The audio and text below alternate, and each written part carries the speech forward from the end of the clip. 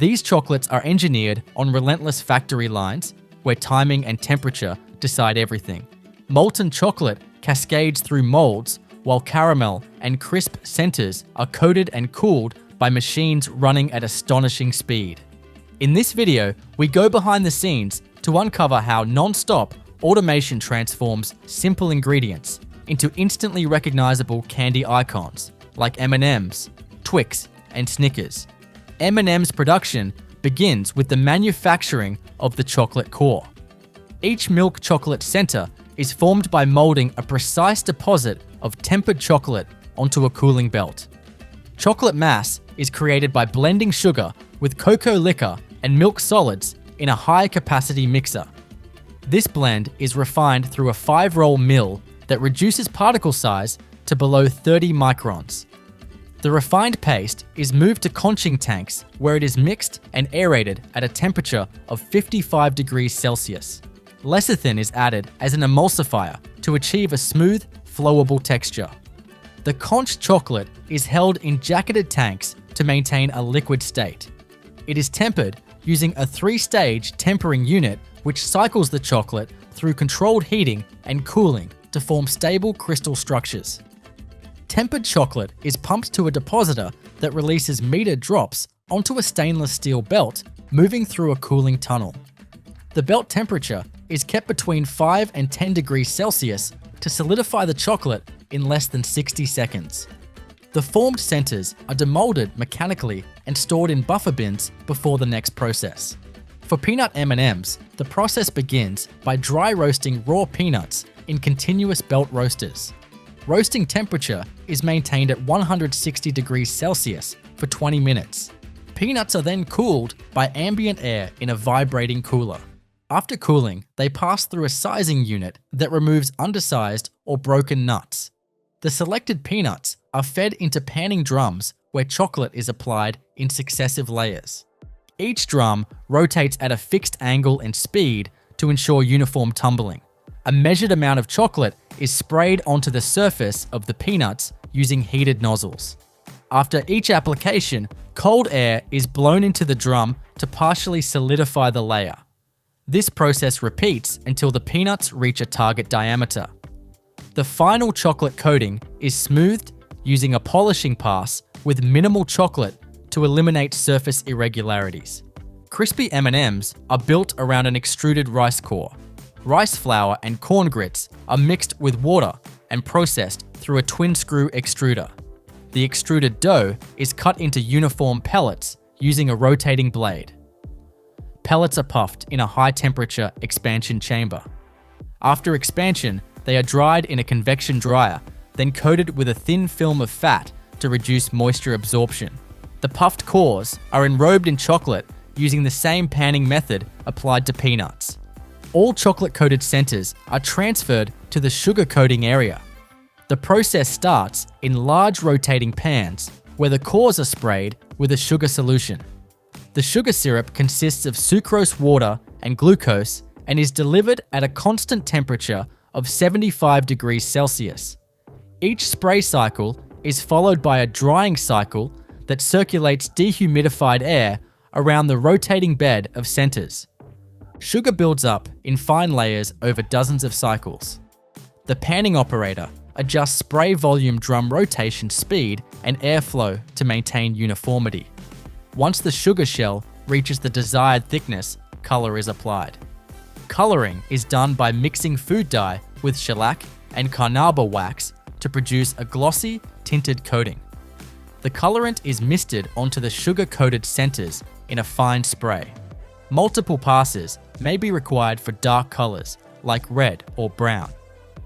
After coloring, the coated pieces are polished with a dry mixture of shellac and wax. This step is performed in polishing pans, rotating at low speed.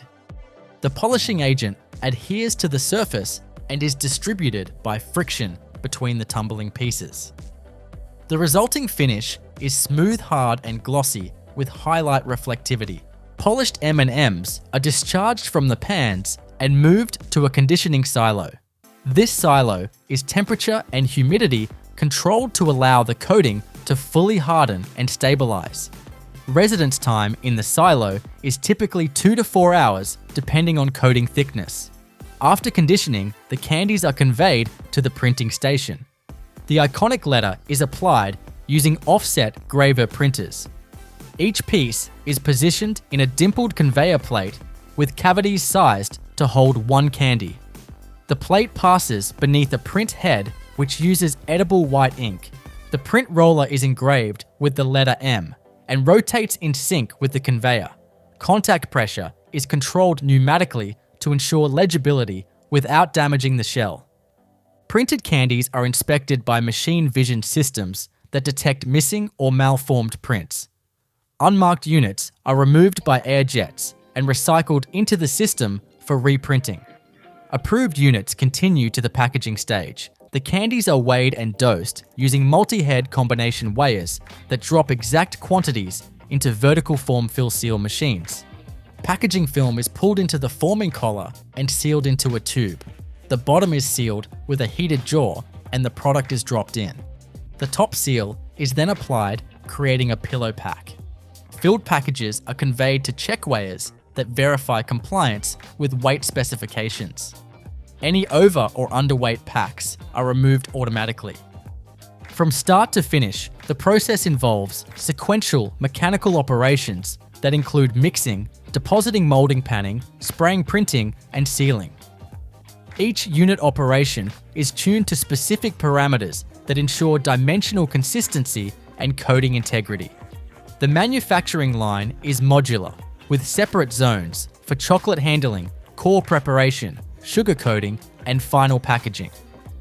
Mass flow is maintained using belts, pneumatic conveyors, and elevators that transfer product between levels. The entire line is integrated by a control system that monitors temperature, flow rate, viscosity, and speed at each point. Adjustments are made automatically through feedback loops that maintain constant output. There are no batch holds once the system is running. The chocolate centers flow continuously through coating, coloring, and packaging without pause. Sugar solutions are replenished through a bulk feed system with inline heating and mixing. Chocolate is tempered in a loop with real-time viscosity monitoring. Each candy undergoes a transformation that begins with a molten mass and ends with a layered composite structure. The core is solid or puffed depending on type. The first layer is tempered chocolate applied by drum enrobing. The second layer is crystalline sugar formed by sequential syrup application and drying. The third layer is colorant and wax forming the glossy finish. The fourth step is marking with the printed letter. All coating is additive applied in micro-thin layers, controlled by time rotation and fluid volume. There is no molding of the outer shape. The spherical form is achieved through cumulative coating and mechanical tumbling. The smoothness is the result of abrasion polishing and repeated layering under rotation. Thermal inputs are limited to chocolate tempering, syrup heating, and ambient conditioning. No baking, frying, or high temperature processing occurs. Moisture is carefully controlled during sugar coating to avoid bloom or crystallization defects. Every part of the process is dry, except the syrup spray and initial chocolate melt. Mechanical design of the panning drums ensures even exposure for each piece. Drum material is stainless steel with ribbed interiors that increase mixing efficiency. Air delivery systems are connected to each drum to maintain controlled drying.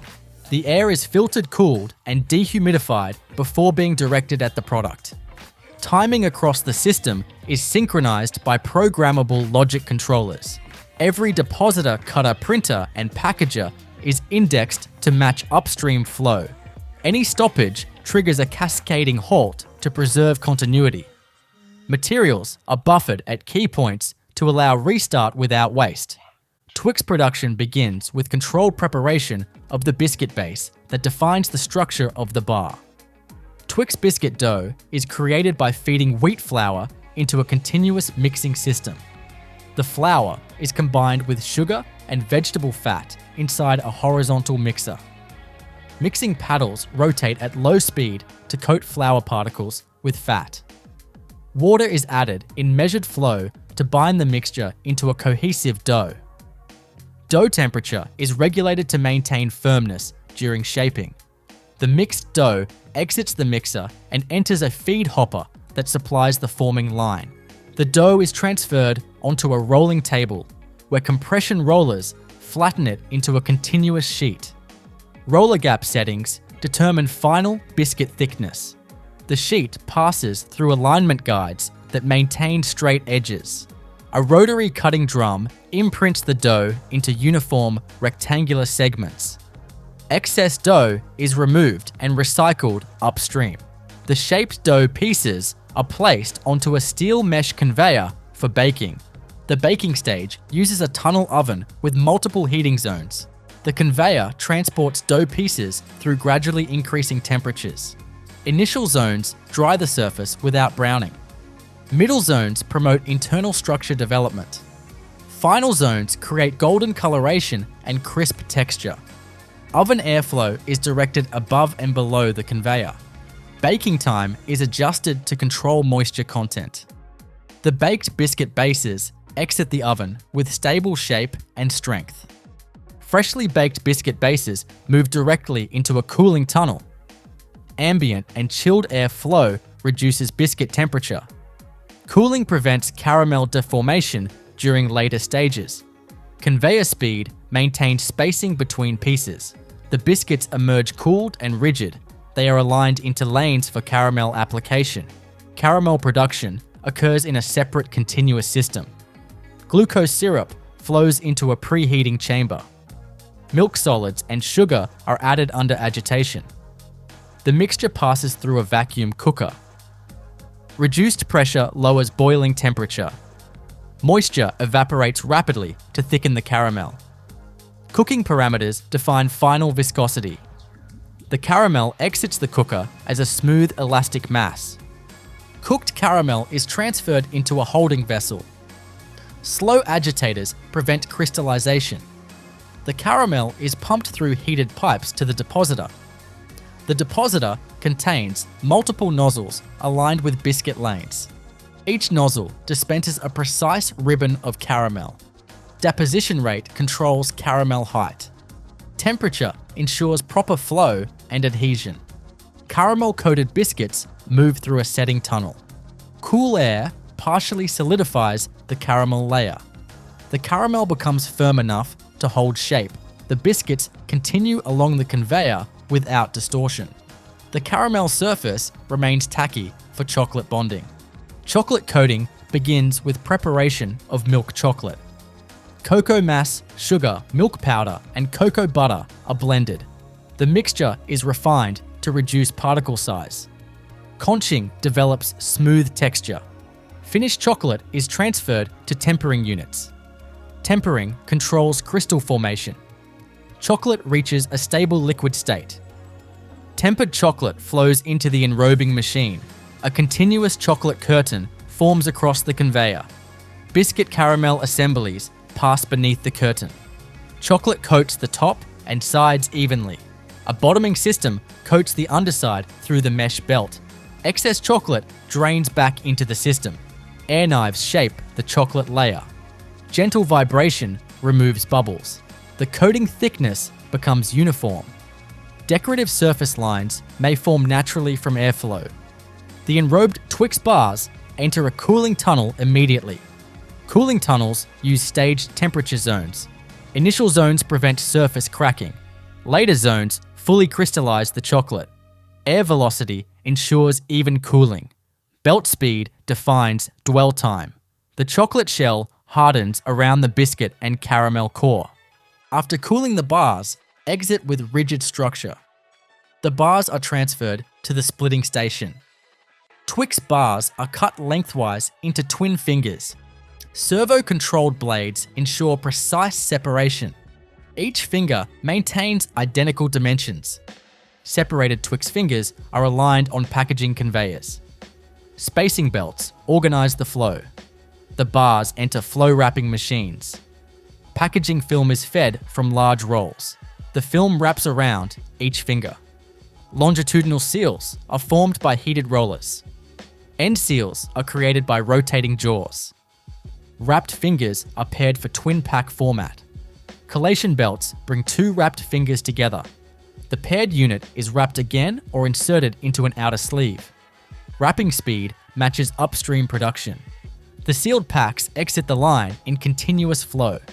Throughout Twix, manufacturing every step is synchronized. Conveyor speeds coordinate with deposition rates. Thermal stages are sequenced to avoid overlap.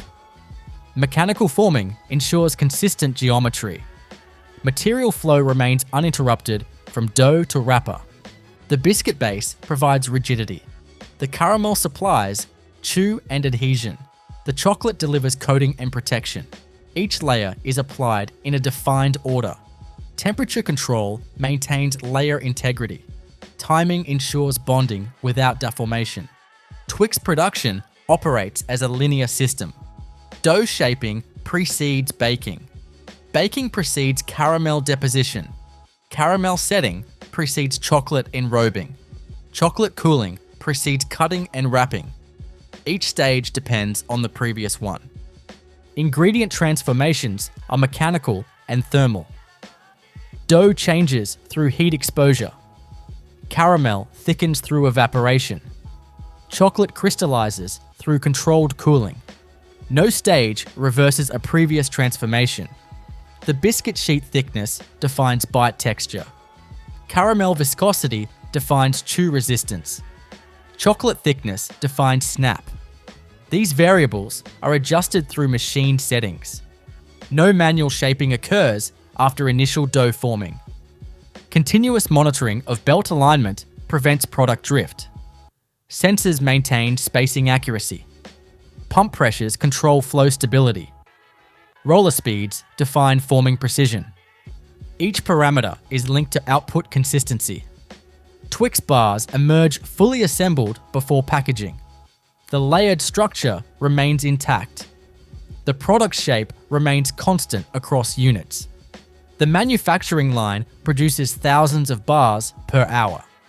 Output remains uniform due to synchronized automation. Every Twix bar follows the same physical path. Raw materials enter as powders and liquids. Finished bars exit as layered chocolate products. The process relies on controlled movement. Thermal transitions define each stage. Mechanical handling preserves structure. Snickers bars are built in layers, starting with the nougat foundation.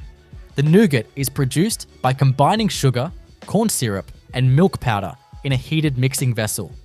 These ingredients are blended and cooked until they form a thick paste. A separate stream of whipped egg whites is prepared using high-speed beaters. The aerated egg white mass is gradually folded into the hot sugar mixture. This step introduces air cells and creates the spongy texture of the nougat. The blending continues until the mixture reaches uniform density and viscosity. The final nougat mass is held in a feed tank equipped with slow paddles to prevent collapse.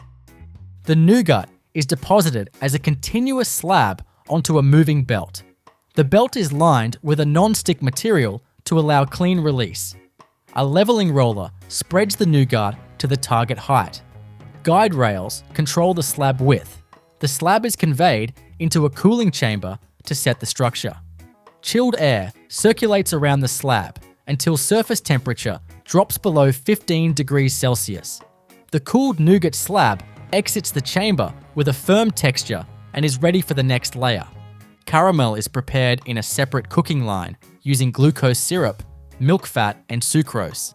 These ingredients are fed into a continuous cooker with steam-heated zones. The mixture is heated to reduce water content and initiate Maillard reactions. Caramelization develops flavor and viscosity. The cooked caramel exits the vacuum chamber and enters a holding tank. The tank is agitated slowly to maintain homogeneity and prevent crystallization. The caramel temperature is maintained near 60 degrees Celsius for optimal flow. Roasted peanuts are prepared separately. Raw peanuts are roasted in a forced air roaster where temperature is held between 160 and 180 degrees Celsius. Roasting continues for 20 minutes until internal moisture falls below 2%. The peanuts are cooled by ambient air, then passed through a vibrating grater. Oversized and broken peanuts are removed. The accepted peanuts are stored in silos connected to the deposition system. Caramel is deposited onto the cooled nougat slab using a curtain-style applicator. The applicator spans the full width of the slab and releases caramel in a uniform layer. Flow rate and belt speed are adjusted to control caramel thickness. Directly after caramel application, roasted peanuts are dropped from a vibratory feeder. The feeder spans the same width as the slab. A controlled quantity of peanuts is dispensed and embedded into the caramel by a light compression roller. This roller presses the nuts into the surface to ensure mechanical bonding. The multi-layer slab is conveyed through a second cooling tunnel. The tunnel has temperature zones starting at 12 degrees Celsius and ending at 6 degrees Celsius. Chilled air is circulated above and below the belt to harden the caramel. Dwell time is calibrated to match the slab thickness and maintain shape stability. The slab exits the tunnel with a cohesive structure and defined layers. A guillotine cutter slices the multi-layer slab into narrow lanes. The cutter uses servo-controlled blades aligned with the slab width. The lanes are transferred onto narrower belts for portioning. Another guillotine cuts the lanes into bar-length segments. Blade speed and belt speed are synchronized to ensure uniform bar size. Each segment is now a complete core containing nougat, caramel, and peanuts. The bar cores are spaced and oriented for enrobing. They enter the chocolate coating system in a single file. Milk chocolate is melted in a jacketed tank and tempered in a continuous flow unit.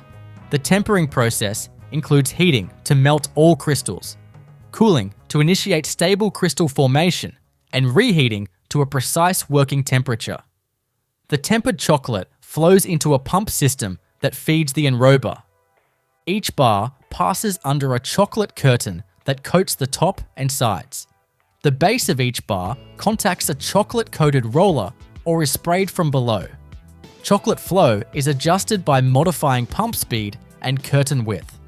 Excess chocolate is removed by a vibrating section that shakes the belt gently. Air knives apply a controlled stream of air to smooth the surface and reduce buildup. The coated bars enter a cooling tunnel to crystallize the chocolate. The tunnel has multiple zones with decreasing temperatures. Airflow is directed to maintain even cooling without condensation. The bars are conveyed for a fixed duration to complete the chocolate setting process. The final chocolate shell is solidified and stable upon exit. Each Snickers bar is now fully assembled and coated. Bars are aligned for wrapping using guiding rails and spacing conveyors. Flow wrappers are fed with printed film from a reel. The film is shaped into a tube around each bar. Heat sealing rollers create the longitudinal seam. Rotating jaws apply end seals. Seal pressure and temperature are monitored to match film type. The wrapped bars are conveyed into collection bins or directly to packing systems. Depending on product format, bars may be grouped into single, twin, or multi-pack configurations. Grouping conveyors align the bars into sets. Mechanical pushers or robotic arms load the grouped bars into cartons. Cartons are formed from flat blanks and glued using hot melt adhesive.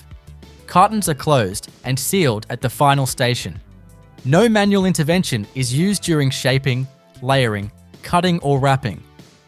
All movements are performed by synchronized mechanical systems. Sensors monitor product position and spacing. Feedback loops adjust flow parameters. Each bar follows the same linear path from ingredient feed to final wrap. Nougat provides internal volume and structural support. Caramel binds the peanuts and delivers chew. Peanuts create inclusion texture and flavor variation. Chocolate forms an outer shell that locks the layers in place. Each component is manufactured and applied in discrete steps. Thermal and mechanical conditions are optimized for each transition. The slab format enables high-speed processing. Layering occurs in continuous motion. Cooling is integrated between each stage to preserve geometry. Cutting is servo-synchronized to belt speed. Chocolate tempering is calibrated to match bar throughput. Wrapping systems operate at matched cadence to upstream enrobing. Ingredient flow is regulated by volumetric pumps, gravity feeders, and temperature-controlled tanks. Mixing occurs in closed vessels with integrated agitators. Heat is applied via indirect steam or electric jackets. Each process vessel is isolated by flow valves and sensors. Conveyor systems link every step of the process. Belt widths and speeds are chosen to prevent jamming and maintain alignment. Transfer points are angled to reduce impact and preserve bar shape. Side guides and rollers keep products centered.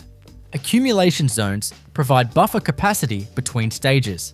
The system supports continuous operation without backtracking. Each bar is formed from base to wrap in a single direction. Mechanical shaping precedes deposition.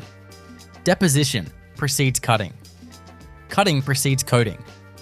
Coating precedes cooling. Cooling precedes wrapping. Every phase transforms material by specific mechanical or thermal means. Mixing combines dry and wet. Cooking removes water. Depositing creates form. Cooling fixes structure. Cutting defines unit size. Enrobing applies the shell. Wrapping seals the finished form. The manufacturing process of Kinder Bueno begins with the preparation of the wafer batter. The primary ingredients, wheat flour, water, vegetable oil, lecithin, and leavening agents, are fed from storage silos and tanks into a stainless steel batching system. Each component is dosed with gravimetric precision, and the batch is mixed in a jacketed high-shear mixer. The flour is delivered via screw conveyors, water is flow-metered, and emulsifiers are introduced through liquid dosing pumps. Mixing time, rotation speed, and temperature are regulated to ensure that the batter reaches a uniform consistency suitable for rotary plate baking. Viscosity is continuously measured during mixing to maintain the desired flow behavior. The mixed batter is transferred to the baking system via diaphragm pumps. A rotary oven equipped with a sequence of upper and lower metal baking plates receives the batter through a synchronized volumetric depositor. The baking plates close, forming a mold that defines the half-shell structure of the wafer casing. The plates travel through the baking chamber where they are heated via direct flame or electric elements. Internal plate temperature is maintained between 160 degrees Celsius and 180 degrees Celsius, with each shell requiring approximately 90 seconds of exposure to solidify and develop structural integrity. As the mold progresses through the oven, moisture is evaporated, and a thin, crisp wafer forms along the contours of the mold cavity. Upon completion of the baking cycle, the plates open automatically. Mechanical lifters remove the wafer shells and place them onto a wire mesh conveyor. The shells are cooled using forced ambient air delivered through adjustable nozzles positioned above and below the conveyor. The shells then enter a trimming station where a high-speed rotating blade removes excess material from the shell edges to ensure uniform shape and dimension. The trimmed shells are rotated and aligned into uniform orientation using guide rails and belt positioners. The output is arranged into index stacks for timed transfer to the filling system. The hazelnut cream filling is produced on a separate line. Whole hazelnuts are delivered in bulk and transferred into a vibratory screening unit that removes any residual shell fragments or extraneous material. The screened nuts are routed through a mechanical conveyor to a continuous roasting system. Roasting is carried out in a rotating drum oven or a belt-type hot air roaster. The roasting temperature is controlled at 150 degrees Celsius to 160 degrees Celsius, with exposure times ranging from 20 to 25 minutes depending on kernel size. Roasted hazelnuts are cooled rapidly using counterflow ambient air to prevent oil migration. Blanching follows, using mechanical abrasion rollers to remove the skin. Blanched nuts are transported directly to the grinding section. Hazelnut grinding is conducted in 2 stages. The first stage uses a hammer mill or pin mill to reduce particle size to below 200 microns. The ground nut mass is then passed through a ball mill where particle size is further reduced to below 30 microns. The resulting hazelnut paste is transferred to a mixing tank equipped with counter-rotating blades. To this paste, specific quantities of refined sugar, vegetable fat, milk powder, and lecithin are added. The blend is agitated at a controlled temperature, generally between 35 degrees Celsius and 40 degrees Celsius, to produce a homogeneous, spreadable cream. Once fully emulsified, the hazelnut cream is transferred to buffer tanks maintained at a consistent temperature and mixed gently with slow-speed impellers to preserve structure. Wafer shells are filled using a precision depositor that aligns with each open wafer cavity. The hazelnut cream is pumped through heated stainless steel lines and dispensed in measured volumes through multiple nozzles. The depositor operates in cycles synchronized with the conveyor to allow for accurate deposit into each cavity. Each half shell receives a center-aligned column of cream filling, stopping short of the rim to accommodate sealing with the upper half shell. After deposition, the second wafer half is picked and placed onto the filled shell using robotic vacuum grippers. Sealing of the wafer is carried out with a dual pressure belt system that presses both halves together at controlled force. The sealed wafer unit is transferred to the next processing stage, where the internal coating is applied. A tempered chocolate mixture is circulated through a closed-loop system and delivered to the coating station. Each sealed bar passes beneath a chocolate curtain that applies a uniform internal chocolate layer around the wafer structure. An excess removal mechanism uses vibration and compressed air knives to prevent pooling or uneven distribution. The coated units then enter a cooling tunnel, which uses recirculated chilled air to bring the chocolate to a solid state without thermal shock. Tunnel dwell time is determined by belt speed and tunnel length, ensuring full crystallization of the chocolate layer. After internal cooling, bars are conveyed to the external enrobing line. This section applies the milk chocolate outer coating. The coating chocolate is prepared in advance by melting, tempering, and circulating through jacketed pipes maintained at 30 degrees Celsius to 32 degrees Celsius. The bars pass over a mesh belt conveyor under an overflow system, where chocolate is applied to the top, sides, and bottom simultaneously. The base layer is achieved through contact with a rotating chocolate-coated roller positioned beneath the belt. Excess chocolate is removed using oscillating air jets and a vibrating belt section. Once the milk chocolate layer is set, decorative stripes of dark chocolate are applied. A multi-head depositor positioned above the belt releases thin lines of dark chocolate in a controlled motion pattern, creating the characteristic curved stripe design. The application of stripes is synchronized with belt movement, and chocolate flow rate is controlled using peristaltic pumps and pressure regulators. The decorated bars are sent through a secondary cooling tunnel. This unit is divided into multiple temperature zones, gradually reducing the product temperature to ensure final structure without bloom or surface defects. After exiting the second cooling tunnel, the finished bars are individually wrapped using horizontal flow wrapping machines. Each bar is conveyed into a forming box where the wrapper film is folded around the product and sealed longitudinally by heated rollers.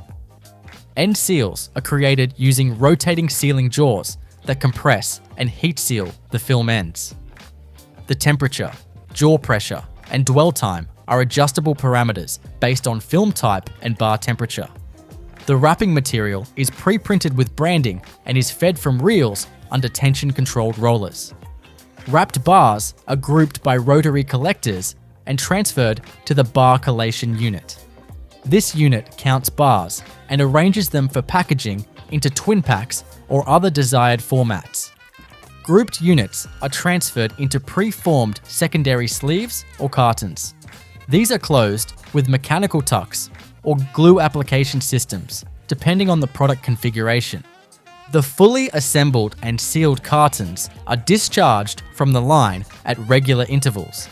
At no point during the process are the components exposed to cross-contamination, as each line is physically separated and supplied with dedicated material flow and thermal systems. The entire production line is configured to operate in continuous motion, with conveyors, deposition units, coating systems, and cooling tunnels fully synchronized. All components, from batter mixing to final wrapping, are connected through an uninterrupted mechanical chain, resulting in fully assembled, filled, coated, and wrapped Kinder Bueno units. Production of Bounty begins with the formation of the coconut filling. The core ingredient, desiccated coconut, arrives in bulk and is stored in sealed silos or stainless steel containers. The coconut is unloaded via vacuum conveyors into pre-cleaning units, where it passes through a series of vibratory sieves and magnetic separators to remove oversized flakes, fine powder, and metal fragments. After initial screening, it enters holding hoppers equipped with agitation paddles to prevent bridging during downstream feeding. From the hoppers, desiccated coconut is metered into large-scale batch mixers. In parallel, a blend of glucose syrup, invert sugar, and emulsified fats is prepared. Glucose syrup is stored in heated bulk tanks and is circulated through jacketed piping systems to maintain flow at a consistent temperature between 45 degrees Celsius and 60 degrees Celsius.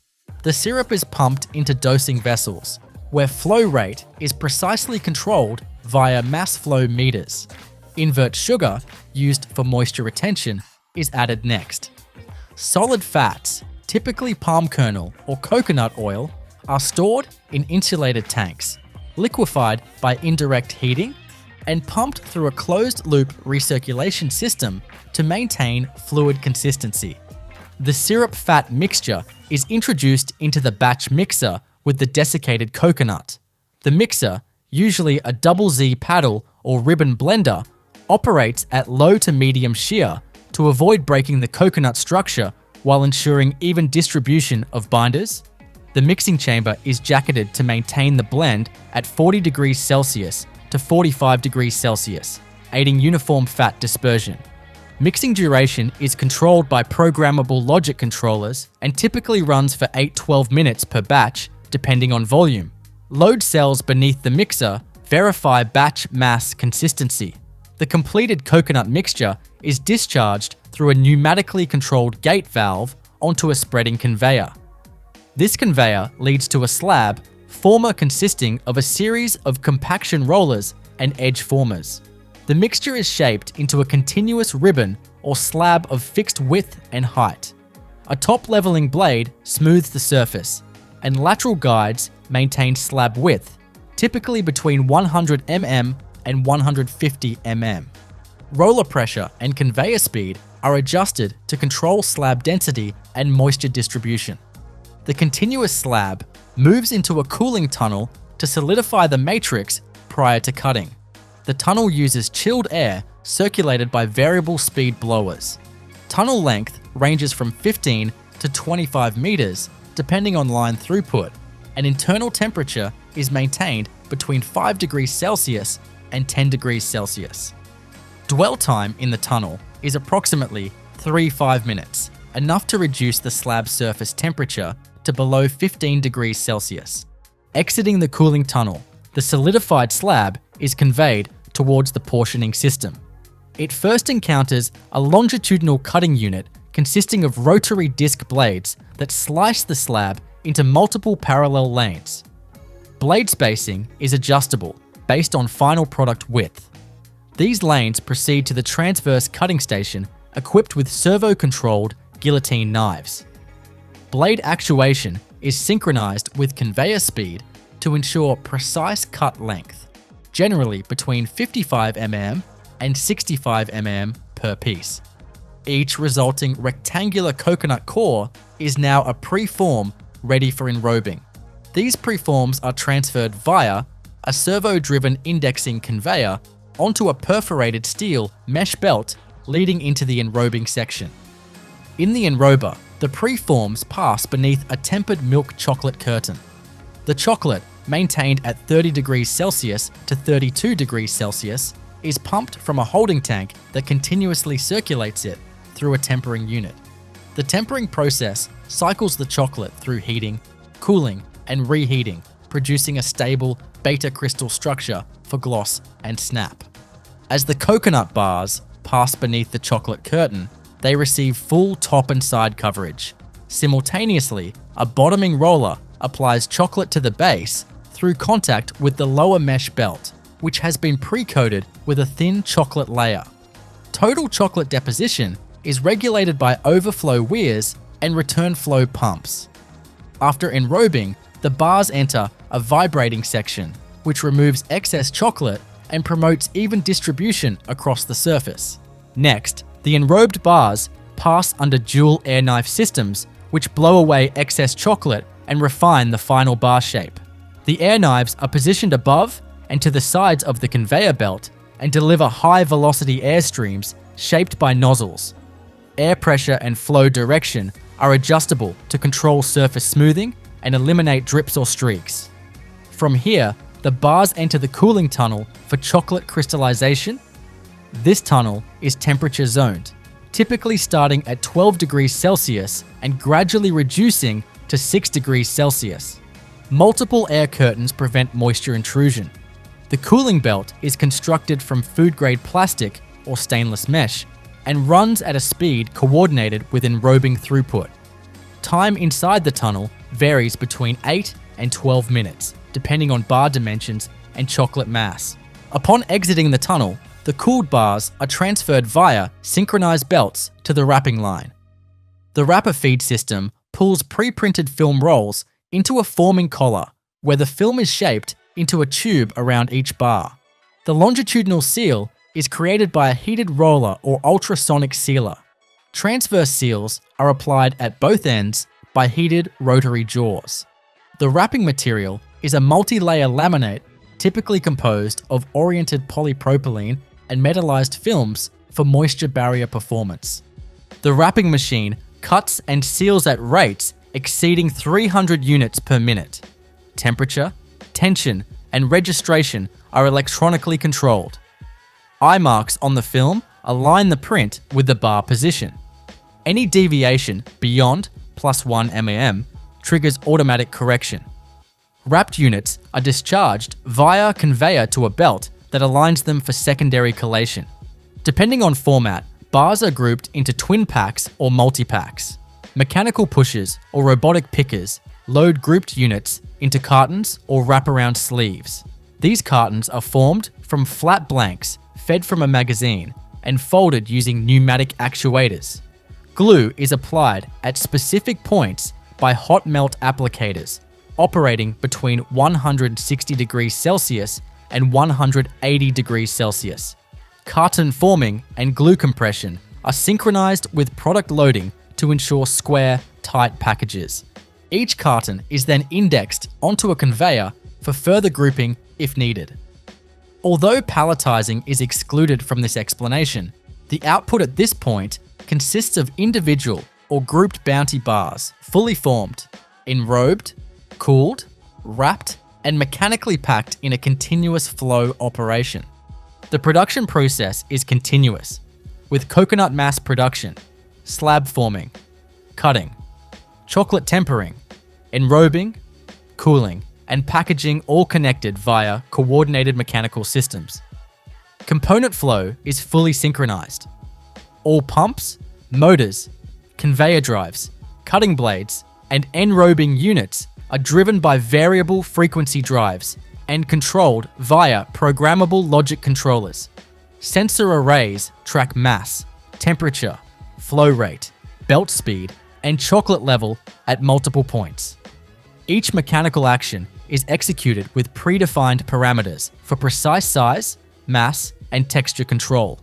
At no point is there any batch handling beyond the initial coconut sugar fat mixing phase. Once the slab is formed, the process is entirely linear and uninterrupted. Chocolate is continuously tempered and recirculated. Belt tension and alignment are automatically corrected by sensors positioned at key transition zones. All rotating equipment is balanced to minimize vibration and mechanical wear during high-speed operation. The only thermal processes are the initial cooling of the coconut mass to retain structural integrity during cutting and the two-stage cooling of the enrobed bar for chocolate crystallization. These are separated and isolated to prevent temperature overlap and ensure phase separation between fat-based ingredients and sugar syrups. Production of Baby Ruth chocolate bars begins with preparation of three major internal components: nougat base, caramel layer, and roasted peanuts. Each is manufactured separately in dedicated lines before being combined, enrobed, cooled, and wrapped. Nougat preparation begins by heating a sugar syrup composed of granulated sugar, corn syrup, and water in stainless steel cooking kettles. The mixture is continuously agitated with paddle mixers while being brought to a target temperature between 115 degrees Celsius and 125 degrees Celsius. The heated syrup is transferred via jacketed piping to a whipping kettle. In parallel, a protein solution, commonly egg white solids or milk protein concentrate rehydrated with water, is prepared in a separate mixing vessel and whipped at high speed using rotary whisks to introduce air and build foam structure. The hot syrup is gradually introduced into the aerated protein foam under continuous mixing. The injection is controlled with a metering pump to regulate flow rate and avoid protein collapse. Once combined, the mixture forms a dense but aerated nougat base. Additional flavoring agents, such as vanilla or milk powder, are introduced at this point. The nougat is discharged onto a cooling table or directly onto a continuously moving belt coated with release agent. The mass is shaped into a sheet using roller levelers that compress it to a uniform height, generally between 12 mm and 18 mm. Edge guides ensure consistent width. The nougat sheet passes through a cooling tunnel with forced air at 5 degrees Celsius to 10 degrees Celsius, solidifying the mass to prepare for the caramel layer. Dwell time in the tunnel is determined by line speed and product thickness. The cooled nougat sheet exits the tunnel and proceeds to the caramel application station. Caramel is prepared in a continuous cooker using a blend of glucose syrup, sweetened condensed milk, sugar, and butterfat. The ingredients are heated in a scraped surface heat exchanger where temperature is raised to 115 degrees Celsius, 120 degrees Celsius, allowing moisture reduction and Maillard reaction for color and flavor development. The cooked caramel exits through a static mixer and flows into a deposit manifold. Caramel is applied in a controlled layer onto the surface of the moving nougat sheet. A spreader bar or leveling roller ensures even thickness, typically between 5 mm and 8 mm. The sheet, now composed of nougat and caramel, passes through a secondary cooling tunnel to lower the temperature of the caramel to a semi-firm consistency. Cooling prevents deformation and facilitates cutting. At the peanut feeding station, roasted peanuts are applied onto the tacky caramel layer. Peanuts, previously roasted at 150 degrees Celsius, 170 degrees Celsius for 20-25 minutes, and cooled, are distributed from a hopper via a vibratory feeder. They are released through multiple chutes spaced laterally to ensure even coverage. A compression roller lightly presses the peanuts into the caramel, anchoring them mechanically. Excess or misaligned peanuts are removed by a combination of rotating brushes and air jets. The layered slab, now consisting of nougat, caramel, and embedded peanuts, proceeds to the portioning station. First, longitudinal cutting blades divide the sheet into multiple lanes, matching the width of the final bars. Rotary disc blades mounted on servo arms maintain cutting precision at high speeds. Next, transverse cutting is performed with guillotine knives that are synchronized with belt speed to produce exact bar lengths. Standard bar length ranges between 80 mm and 100 mm depending on pack size. Each individual bar is spaced out on a conveyor and conveyed to the enrobing line. Enrobing is performed using milk chocolate prepared in tempering units. Solid chocolate blocks are melted in jacketed tanks at 45 degrees Celsius, 50 degrees Celsius. Melted chocolate is tempered using a 3-stage heat exchanger that brings the temperature down to 28 degrees Celsius, 30 degrees Celsius, before raising it slightly to 31 degrees Celsius, 32 degrees Celsius, optimizing crystal structure. Tempered chocolate is pumped to the enrober and flows over a curtain that uniformly coats the top and sides of each bar. The underside is coated by the bar contacting a chocolate film spread onto the mesh belt.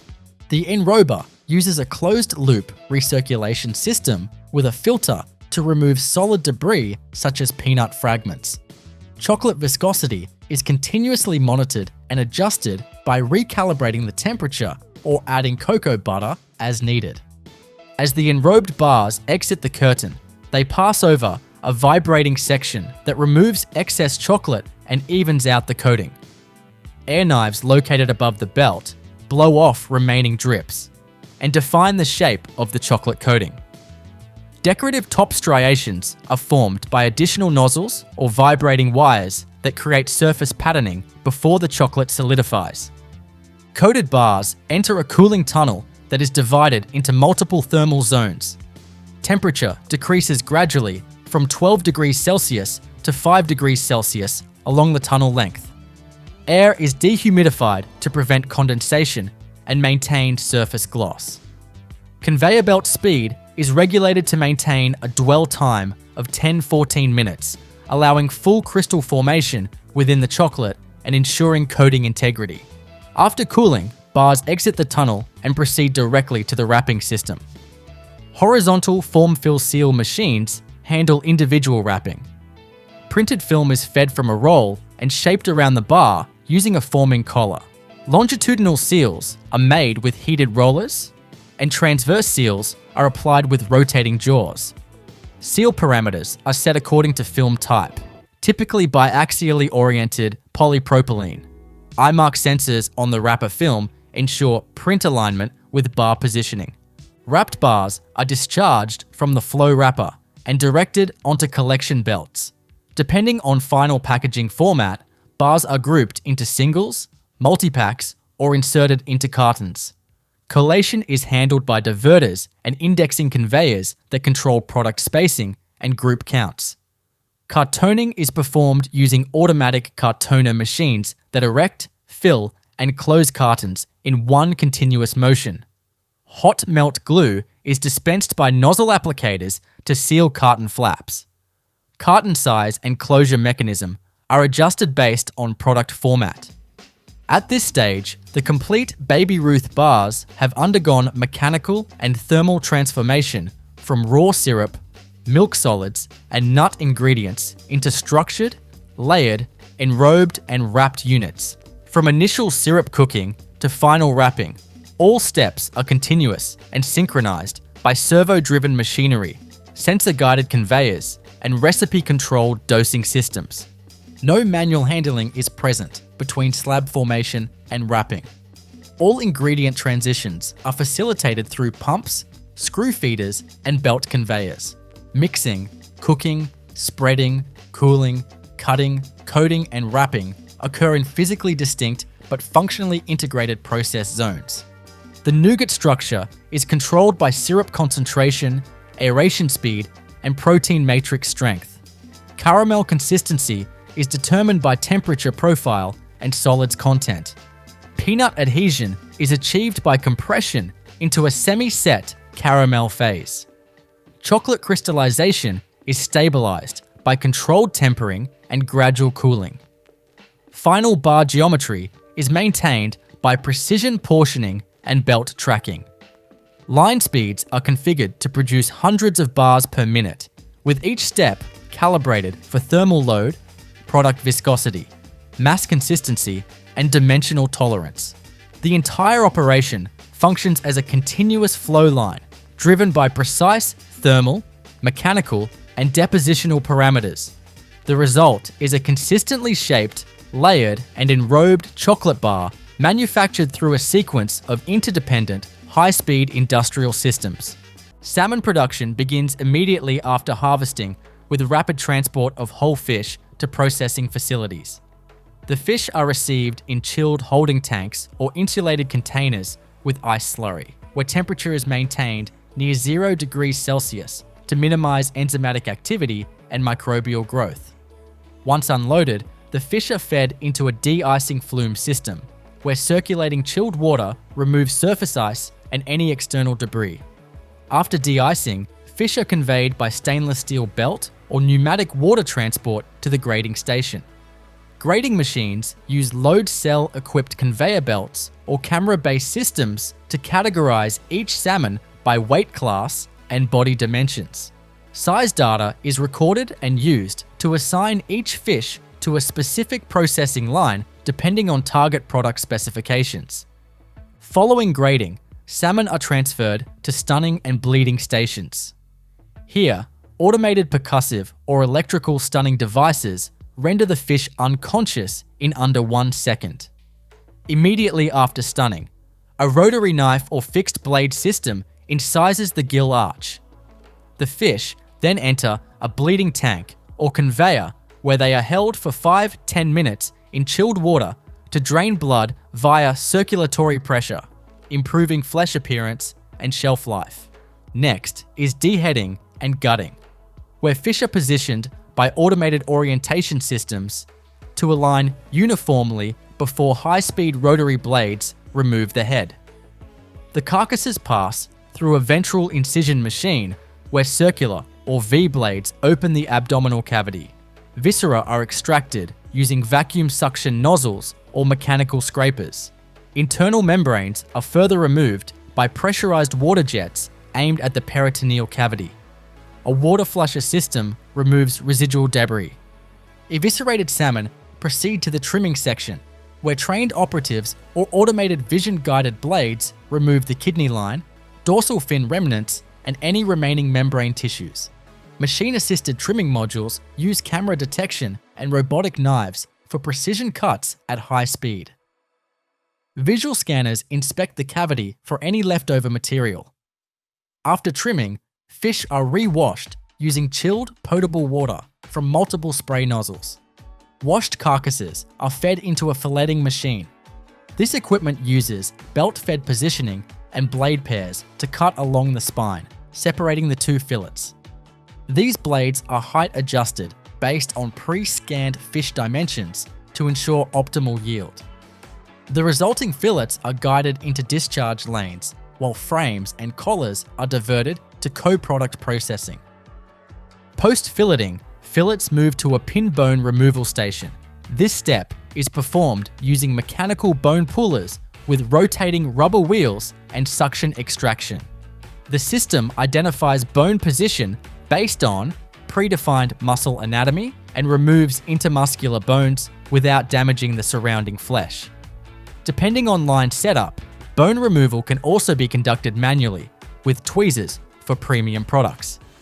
Fillets then pass through trimming belts, where tail tips, belly flaps, collar edges, and skin tears are removed. Trimming can be configured based on customer specification. Camera-based sorting systems ensure uniformity, and deviations trigger diverters to reroute products for manual correction. The next stage is skin removal. Skinning machines feed fillets into a blade interface that separates the skin from muscle while minimizing meat loss. Blade pressure, feed rate, and depth of cut are adjusted via servo control systems. Some processing lines retain the skin for specific markets or product forms. After skinning, fillets are conveyed to portioning systems. Portioning is carried out with water jet cutters, ultrasonic blades, or mechanical slicers. Laser-guided mapping scans the fillet to define weight and shape. Cutting systems then divide the fillet into precise portions according to program parameters, such as fixed weight steaks, loins, or saku blocks. Cut portions are collected in synchronized lanes for immediate packing. In parallel, whole fillet lines bypass the portioning system. These fillets are passed through grading systems based on fat line visibility, color, and size. Multi-sensor units evaluate each fillet with color cameras, near-infrared sensors, and weight scales. Graded fillets are sorted into categories and routed accordingly. Chilling is applied before packaging. Fillets and portions are passed through a spiral or tunnel chiller where they are cooled with cold air or flaked ice mist to reduce core temperature to below 2 degrees Celsius. Chilling units use digital thermostats and humidity sensors to maintain consistent internal environment and airflow. Once chilled, the product enters the packaging zone. Here, fillets and portions are loaded into trays or vacuum pouches. Modified atmosphere packaging is commonly used, where oxygen is displaced and replaced with CO2 and N2 in precise ratios to extend shelf life. Gas mixtures are controlled by flow meters and validated with gas analyzers. Trays are sealed with lidding film using heat sealing units that ensure proper adhesion and headspace control. Vacuum packaged products are loaded into form-fill-seal machines, which mold film around the product, evacuate air, and seal the pack in a continuous motion. Vacuum level, seal time, and film tension are PLC controlled. Pack integrity is tested using pressure decay sensors or inline leak detection systems. After packaging, units proceed to labeling and coding. Print and apply labelers affix product labels with weight, species, origin, and batch codes. Inkjet or laser coders apply best before dates and traceability codes on film or trays. Optical scanners verify label placement and print clarity. Packaged products are then grouped into secondary packaging units. Collating conveyors align packs for insertion into cartons or crates. Case packers load these into pre-formed boxes. Automated box sealers apply tape or glue to secure the cartons. Tertiary barcodes are printed for shipping and scanned for inventory integration. Sealed boxes are routed to palletizing cells.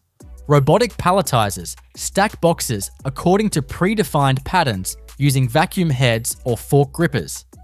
Pallets are wrapped with stretch film and labeled with shipment data. Each pallet is scanned and assigned a warehouse location in the inventory management system. Cold chain is maintained throughout with temperature sensors on conveyors, in holding rooms, and inside chilling units. Deviations trigger alerts and system flags. Data is logged and linked to each batch for traceability. End product temperatures are sampled using calibrated probes to verify compliance. Co-product handling operates in parallel. Salmon heads, frames, belly trims, and skin are collected separately. Heads and frames are directed to fish meal or oil extraction. Trimmed bellies may be sorted for smoking or mincing. Skins are graded and can be air-dried or frozen for export.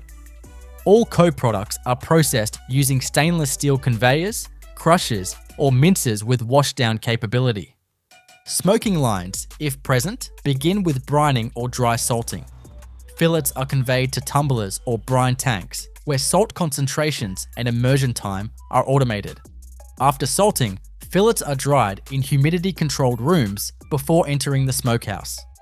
Smoke is generated from wood chips or liquid smoke atomizers. Parameters such as smoke density, temperature, and air velocity are digitally controlled. After smoking, fillets are cooled and sliced using parallel slicers calibrated for thickness. In freezing operations, portions or fillets are directed to spiral freezers or contact plate freezers.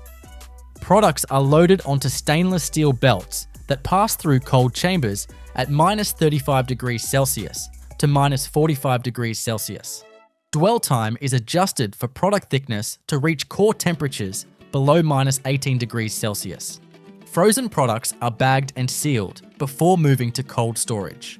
Steak production begins after the animal carcass is chilled post-slaughter. Carcasses are held in cold storage rooms at 0 degrees Celsius to 2 degrees Celsius for 24 to 48 hours to complete rigor mortis and stabilize muscle structure. After this phase, the chilled sides are moved to the fabrication area using overhead rail systems equipped with trolleys. The first step is primal cutting. Sides of beef are placed on breaking tables and cut into primal sections using band saws and large breaking knives. The carcass is separated into forequarter and hindquarter at the 12th and 13th rib. The forequarter includes the chuck, brisket, rib, and plate, while the hindquarter contains the loin, round, and flank. From the hindquarter, the loin primal is isolated, which contains the strip loin, tenderloin, and short loin, common sources for high-grade steak cuts. The rib primal from the forequarter contains the ribeye section. Each primal is weighed, tagged with traceability information, and placed into designated bins or hooks. Primal sections are then moved to the boning line. Here, trained operators or automated knife systems remove bone structures. For ribeye and strip loin, the chine bone, feather bones, and spinal processes are removed using powered wizard knives or mechanical boning blades. Tenderloins are peeled away from the lumbar region with membrane knives, preserving the natural shape and minimizing yield loss.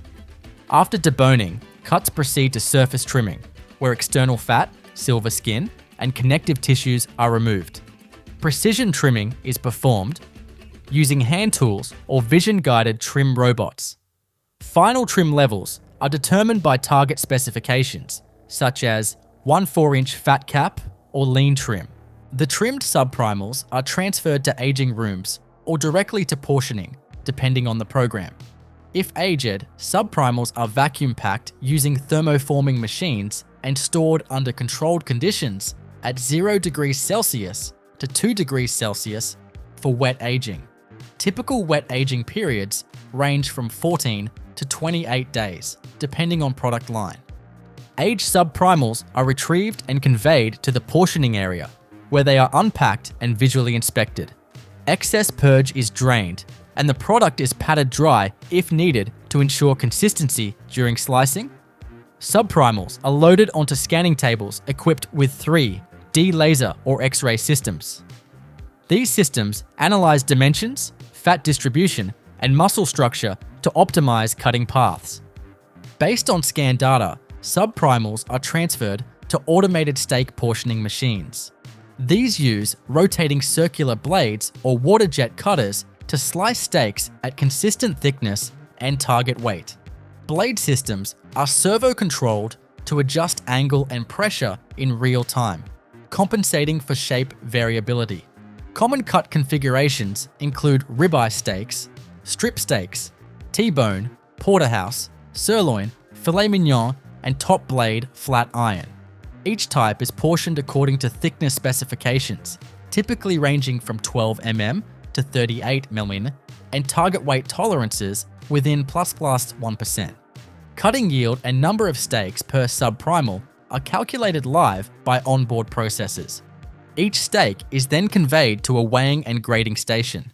Individual steaks pass over in-motion scales to confirm net weight. High-resolution imaging systems evaluate marbling score, surface integrity, and lean color. Grading software assigns visual quality rankings, and steaks are automatically sorted into output lanes based on specification match.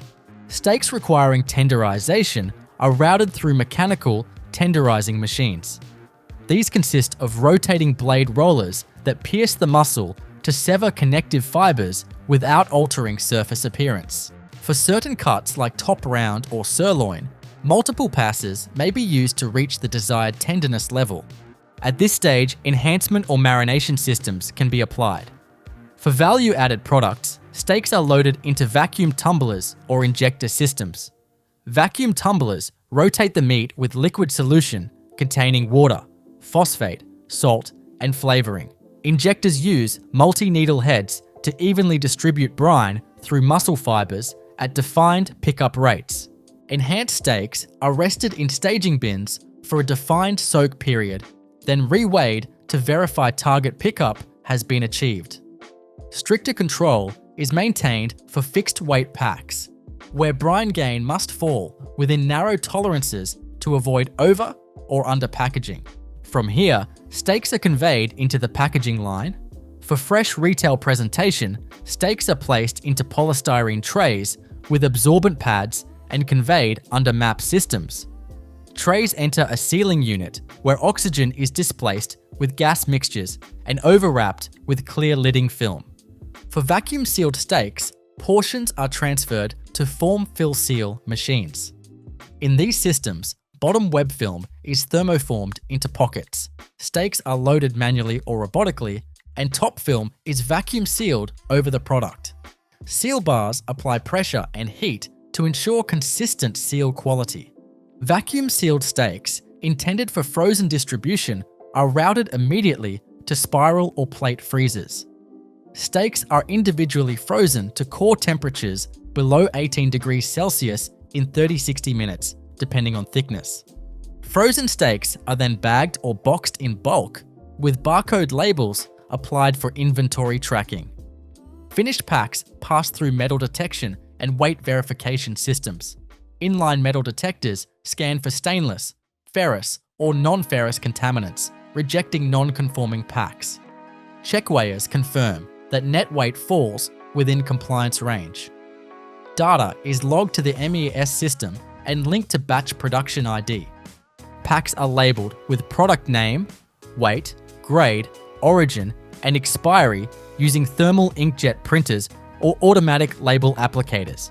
Optical sensors ensure correct label application, alignment, and data accuracy. Invalid or missing labels trigger rejection and pack removal. Labeled steaks are grouped using robotic case packing systems. Retail packs are placed in corrugated shippers or RPCs, arranged according to order profiles. Case formers and glue applicators prepare cartons, which are sealed and labeled with GTIN, lot, and dispatch codes. Cases are moved to palletizing stations, where robotic arms stack them into predefined patterns on wood or plastic pallets. Pallets are then wrapped in stretch film for load stability and scanned into inventory management systems. Each pallet is assigned a location in chilled or frozen storage, depending on product type. All processing zones are monitored with environmental sensors. Temperature, humidity, and air velocity are logged continuously. Conveyor speeds, blade RPMs, cut counts, and yield rates are tracked via PLCs connected to a central SCADA system. Downtime, throughput, and machine error logs are accessible in real time. Quality assurance procedures include destructive sampling and analytical testing. Random steaks are removed and evaluated for marbling score, thickness, weight accuracy, pH, water holding capacity, and sensory characteristics. Steaks are cooked under controlled conditions to assess texture, flavor, uniformity, and juiciness. Chicken strip production begins with the reception of chilled, deboned chicken meat, typically composed of boneless breast fillets. These are transported in bulk containers from upstream slaughter and deboning facilities. On arrival, the meat is inspected for temperature compliance, then tipped into stainless steel hoppers for transfer into the cutting line. Chicken fillets are conveyed to the portioning section, where they are aligned on belts and scanned by high-resolution cameras coupled with laser or X-ray systems. These scanners detect size, shape, and internal structure. Data is processed in real time to guide waterjet or blade-based cutters that slice each fillet into uniform strips based on predefined weight, length, and thickness tolerances. Strips are conveyed into a trimming and inspection zone. Here, off-spec pieces, connective tissue, and surface fat are removed by automated blade systems or manually trimmed depending on the processing setup. A secondary vision system performs quality control on the stripped portions, ejecting defective pieces using pneumatic nozzles. Trimmed strips move into the marination system. The marination line consists of tumbling drums or vacuum massagers.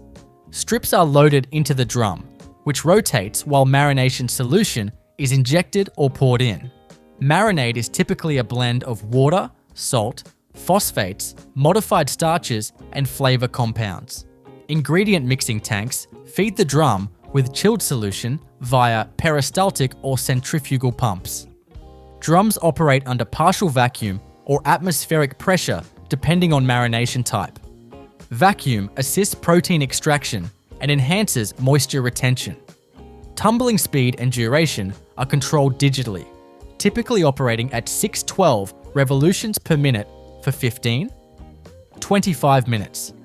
Finished marinated strips are discharged onto dewatering belts to remove excess surface marinade. Moisture-adjusted strips are conveyed into the coating system, a multi-stage line that applies a breading or batter system to each piece.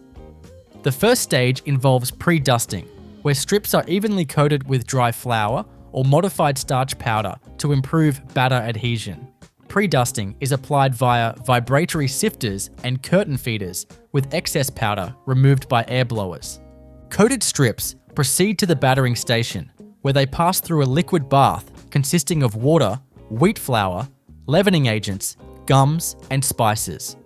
Batter is recirculated continuously through inline filtration and agitation systems to maintain uniform viscosity. Strips are submerged using conveyor paddles, then raised through a vibrating belt to allow excess batter to drip off. Next is the breading application. Strips are dropped into a bed of dry breading mix, which may consist of breadcrumbs, cornmeal, or tempura crumbs. Top and bottom conveyors press breading into the meat surface. Breaders feature reflow systems that recirculate unused coating material after sifting out fines. Compressed air jets remove excess coating. For products requiring double coating, the batter and breading stages are repeated with a secondary set of machines, typically using coarser crumb materials for texture variation. Each station is monitored for line speed, dwell time, batter pickup, and breading adhesion. Strips then enter a setting fryer or pre-fry system. The setting fryer contains oil heated to 180-200 degrees Celsius and is typically 10-30 seconds in duration. This step partially cooks the outer coating to fix structure and prevent loss during freezing. Fryer oil is continuously filtered and circulated to maintain clarity. Exit temperature and surface moisture are measured in line. Post-fry, strips are transferred to a cooling conveyor that uses forced ambient or chilled air to reduce product temperature to under 30 degrees Celsius. Cooling prevents condensation in the next stage and prepares the surface for freezing. Conveyors are made of mesh belts for air penetration. Air velocity and temperature are controlled to stabilize product dimensions. Cooled strips are arranged in rows and conveyed into the freezing tunnel. Spiral or linear IQF freezers are used. Inside the tunnel, product is exposed to high velocity air at temperatures between 35 degrees Celsius and 45 degrees Celsius. Belt speed and airflow are calibrated to bring the product core temperature below 18 degrees Celsius within 15-25 minutes. IQF technology ensures each strip remains separate by using belt vibration, cryogenic burst, or pre-chill alignment. Ice accumulation and belt defrosting are controlled via automated heat pulse cycles. Tunnel freezers are cleaned in place and monitored for temperature uniformity. Once frozen, strips enter the weighing and sorting station. Multi-head weighers mounted above packaging lines portion strips into programmed weight ranges. Optical or X-ray systems recheck for foreign materials, bone fragments, or density anomalies. Rejected product is diverted automatically. Weighed portions drop into bags or trays using form-fill seal equipment. For pillow bags, film is pulled from rolls, formed into a tube, filled with product, and sealed at the top, and bottom by heated jaws. For tray packs, plastic trays are filled and lidded with sealed film using MAP systems, replacing ambient air with nitrogen and carbon dioxide. Each pack is labeled with product ID, batch number, and expiration using inkjet printers or label applicators. Vision systems confirm label placement and code legibility. Weighed packs are verified for target range and conveyed to check weighers. Under or overweight packs are removed via pneumatic rejectors. Packaged units are collated and loaded into cartons. Carton erectors fold and glue cases while robotic arms load a fixed number of bags or trays per box. Cartons are sealed, labeled, and scanned for tracking codes. Logistics data is applied using print and apply labelers that communicate with the plant's ERP system. Boxes are transferred to robotic or gantry-style palletizers. These systems stack cases on wooden or plastic pallets in staggered patterns to optimize height and weight distribution. Pallets are stretch-wrapped using rotary arm or turntable wrappers. Finished pallets are tagged with shipment barcodes and stored in cold storage warehouses maintained at 20 degrees Celsius. All processing stages are monitored by a PLC integrated SCADA system. Control points include marination pump flow, batter viscosity, breading density, fryer oil temperature, freezer airspeed, and packaging line synchronization. Recipe management software ensures every batch conforms to target formulation and processing times. Sensor data is collected from load cells, thermocouples, optical sensors, belt encoders, and pressure gauges. Line operators access live performance dashboards from HMIs to monitor throughput, reject rates, and downtime per station. Alarms and parameter deviations are logged in the plant MES. Quality assurance involves sample testing at key stages. Strip dimensions are measured post-cutting with digital calipers. Batter pickup percentage is calculated by weight differential before and after coating. Oil content is checked using Soxhlet extraction post-fry. Internal temperature is verified post-freeze using calibrated thermometers. Microbial samples are taken from finished product and contact surfaces. Swabs are tested for total plate count, Listeria SPPER, and Salmonella SPP. Moisture, protein, and fat levels are confirmed via NIR spectroscopy or gravimetric methods. Product consistency is tracked against batch specifications.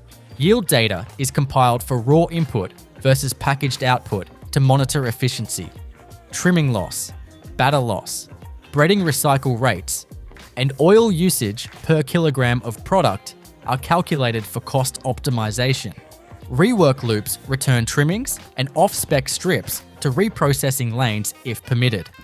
Peanut butter production begins with the bulk intake of raw, shelled peanuts delivered in containers or silos. Peanuts are gravity-fed into hopper systems equipped with vibratory feeders that control the rate of flow into the cleaning section. Cleaning involves sequential mechanical separation units, including air classifiers, rotary drum screens, and gravity tables. Air classifiers remove lightweight debris using high-velocity airstreams. Rotary screens separate based on particle size, discarding small fragments, sticks, and foreign seeds. Gravity tables use differential vibration and airflow to isolate denser whole peanuts from lighter defective material. Cleaned peanuts are transferred via bucket elevators into temporary storage bins prior to roasting. Roasting is carried out in continuous belt roasters or rotary drum roasters depending on line capacity. Peanuts are conveyed in a single layer through a thermal tunnel with forced hot air. Drum roasters use direct heat combined with rotating tumbling action. Roasting temperature ranges from 160 degrees Cs to 180 degrees Cs, with residence times of 25 and 40 minutes. Moisture sensors at the exit point ensure target moisture reduction to below 2%. Roasting also develops flavor and reduces microbial load. Cooled air is forced across the roasted peanuts immediately upon exit. Cooling conveyors equipped with perforated belts and axial fans reduce peanut temperature to below 35 degrees Celsius to prevent oil migration or condensation. Peanuts are held in cooled hoppers with agitation to prevent bridging before entering the blanching process. Blanching removes the outer skin and splits the peanuts. This is performed in two ways: dry blanching or water blanching. Dry blanching involves friction rollers that rub off the skins as peanuts pass through serrated cylinders. Water blanching involves immersion in hot water, followed by belt conveyors fitted with rubber rollers. In both methods, skin fragments are removed by aspiration or vacuum collection systems. Split peanuts pass through inspection belts or optical sorters to remove discolored, moldy, or damaged halves. High-speed cameras scan each peanut and trigger air jets to divert off-spec material. Sorted peanuts are collected in surge hoppers and metered into grinders. Peanut grinding is performed in two stages: primary size reduction and emulsification. The first stage uses a hammer mill or disc attrition mill. Peanuts are fed into a chamber with rotating blades or abrasive plates. The initial grind reduces particle size to around 300-500 microns. The paste is then pumped into a second stage colloid mill.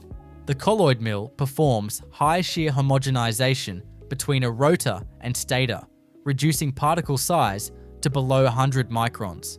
Rotor speeds exceed 3000 RPM, and the grinding gap is adjustable for texture control. The grinding process also generates frictional heat, raising product temperature to 60-80 degrees Celsius, which reduces viscosity and facilitates emulsification. During the second stage grinding, or immediately afterward, stabilizing agents and additives are introduced.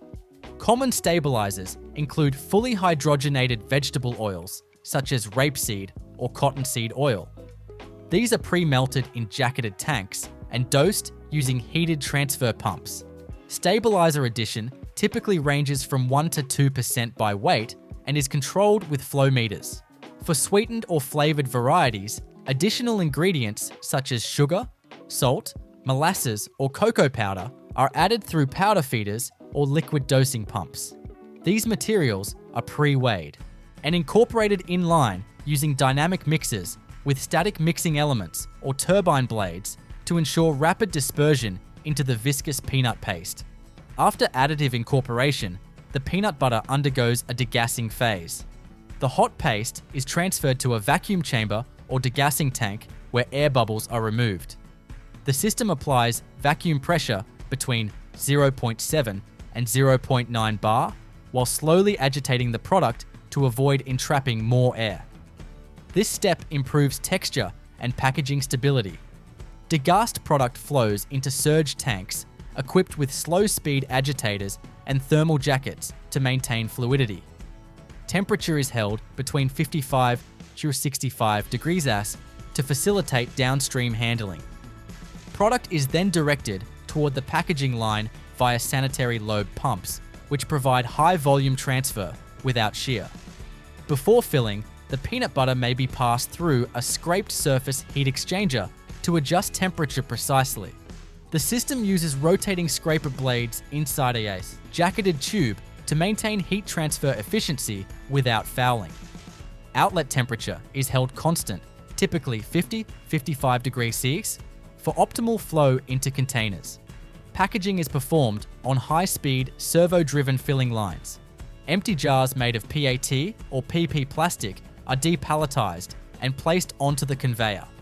Each jar passes through an ionized air rinser that removes particulate matter. Clean jars are indexed into a rotary filler with multi-nozzle heads. Volumetric piston fillers or mass flow filling systems dispense precise quantities of peanut butter into each jar. Fill levels are controlled within plus 0.5% tolerance. Nozzles are heated or jacketed to prevent clogging due to cooling product. Some systems use bottom-up filling to prevent air entrapment and surface voids. After filling, jars proceed to the capping station. Caps are sorted and aligned using centrifugal feeders or vibratory bowls, then applied and torqued by rotary chuck cappers. Torque sensors monitor seal integrity, and improperly sealed jars are rejected automatically. If induction sealing is required, a foil liner is placed inside the cap. After capping, jars pass under an induction sealer where a high-frequency electromagnetic field heats the foil, bonding it to the jar rim. The seal creates a hermetic barrier that prevents oxygen ingress and oil separation. Labeled jars move to a wraparound or pressure-sensitive labeling station. Labels are applied using servo-controlled applicators, and optical sensors verify alignment and barcode presence. Rejected units are diverted to inspection lanes. Coded printing systems, typically thermal inkjet or laser, apply batch numbers and date codes to the lid or shoulder of each jar. The print system is synchronized with the conveyor speed to ensure clear, consistent marking. Jars are grouped into sets using collation conveyors and loaded into corrugated cartons or shrink-wrap trays. Case packers use robotic arms or mechanical pushers. Sealed cases are labeled with logistic codes and moved to palletizers. Palletizing systems stack cases using programmed layer patterns. Slip sheets are added as needed, and completed pallets are stretch-wrapped with plastic film to stabilize the load for transport. Each pallet receives an RFID tag or barcode label for warehouse tracking. Throughout production, inline sensors monitor critical parameters. These include product temperature, flow rate, fill weight, torque, seal integrity, and label placement.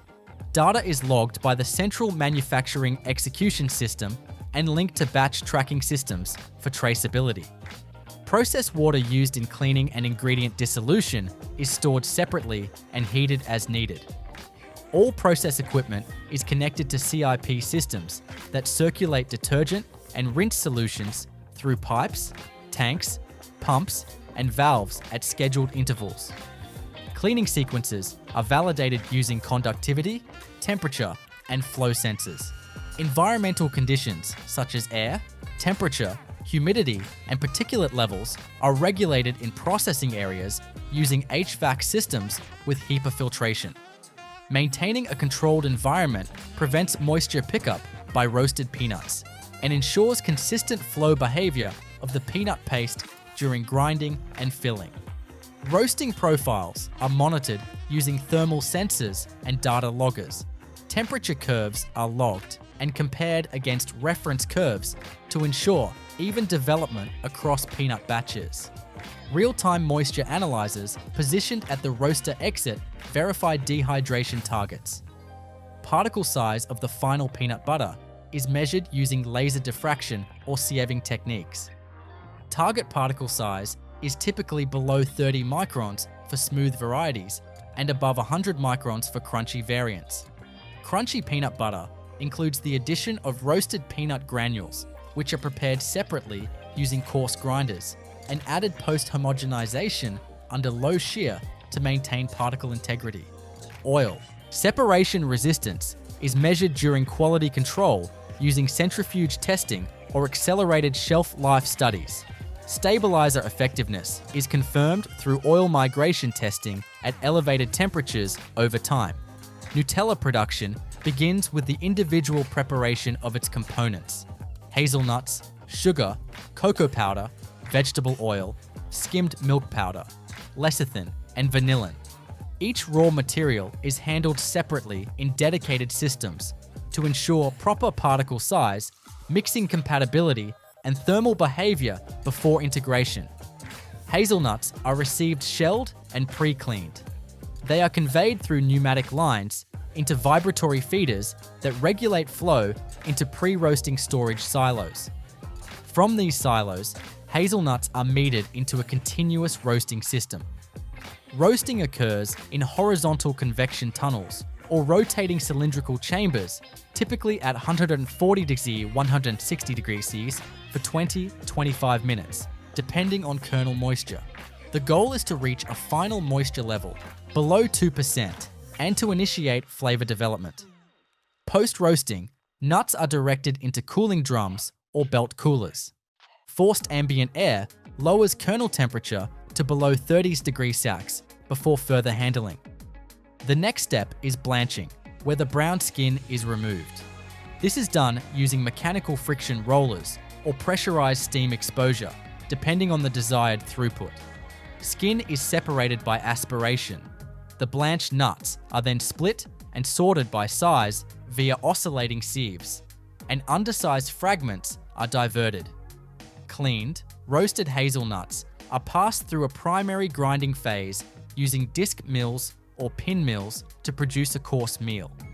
This intermediate product is directed into a secondary grinding stage, often a ball mill or high-speed impact mill, which reduces particle size to a fine paste. Typical particle sizes are reduced to under 30 microns at this stage, producing a flowable hazelnut slurry with partial oil release.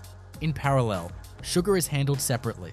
Granulated sugar is milled using air-classifying impact mills to reduce particle size and ensure dissolution in the final product. The resulting fine sugar powder is transferred pneumatically to dosing silos. A similar dry handling system is used for skimmed milk powder, which is fed into mixers via enclosed screw conveyors. Cocoa powder is stored in low humidity silos and transferred through sealed auger systems to prevent moisture absorption. It is typically defatted and pre-sifted to avoid clumps or oversized particles. All powdered ingredients, sugar, milk, and cocoa, are dry blended using horizontal ribbon blenders. These blenders operate at low speed to achieve uniform mixing without generating excess dust. The vegetable oil, primarily refined palm oil, is kept in liquid state in temperature-controlled storage tanks maintained at 45 to 50 degrees C. Oil is pumped through inline filters and metered into mixing systems via flow control valves. The oil acts as the continuous phase for the final emulsion and must be dosed with high consistency. All components are transferred into a batch mixing system, a stainless steel planetary mixer, or a high viscosity processing vessel equipped with anchor agitators.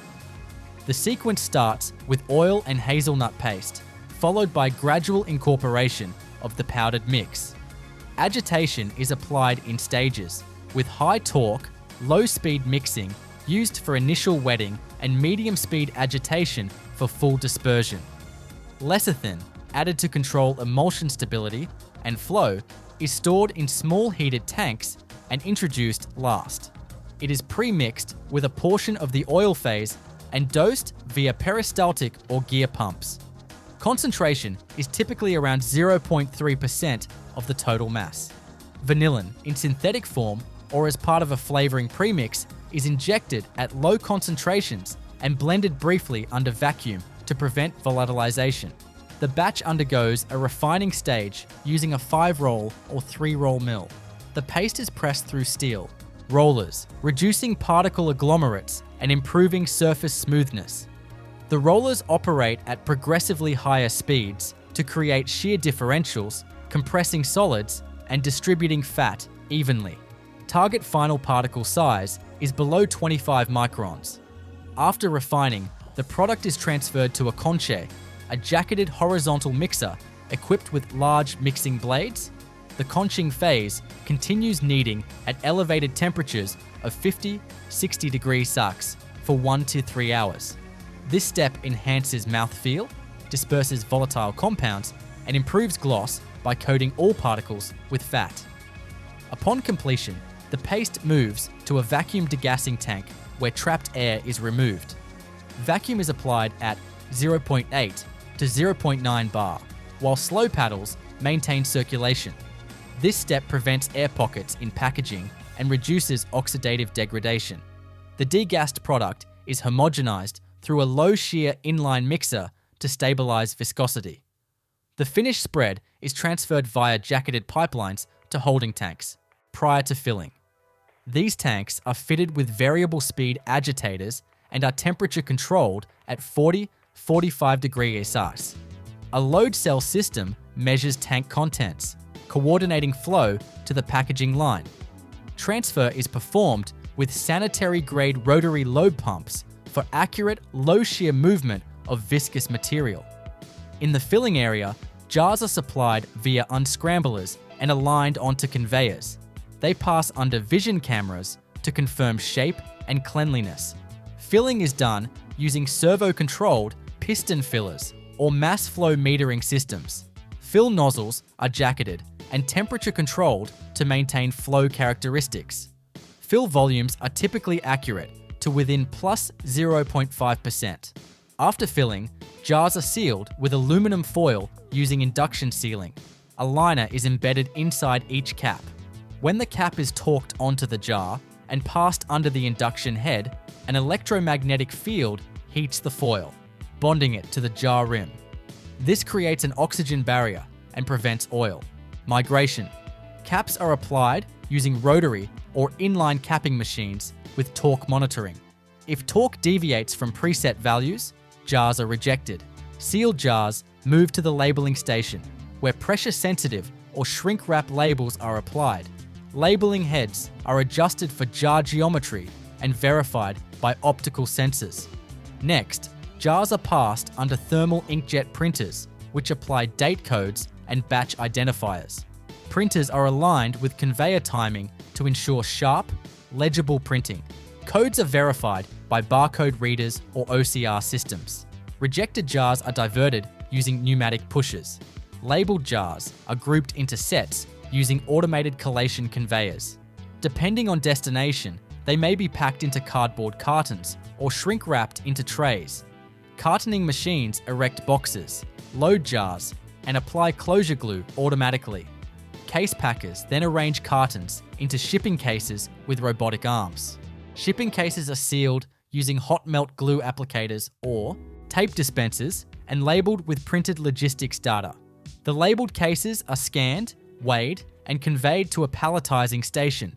Robotic palletizers stack cases according to optimized patterns, using vacuum or mechanical end effectors. Pallets are wrapped using rotary arm stretch wrappers. Film is tensioned to maintain structural integrity without distorting the cartons. Pallets are tagged with scannable barcodes or RFID labels for traceability. Throughout the entire production process, all operations are controlled and logged by a PLC-driven SCADA system. This includes ingredient dosing, thermal profiles, particle size measurements, fill volumes, torque levels, and packaging throughput. Parameters are displayed on HMI terminals and stored in batch records for traceability. Strawberry jam manufacturing begins with bulk delivery of strawberries in refrigerated containers. The fruit arrives pre-sorted or in raw form depending on source. Upon unloading, strawberries are tipped into stainless steel flume tanks where they are submerged in chilled water to reduce field heat and initiate washing. The strawberries are conveyed out of the wash tank using cleated food-grade belt elevators.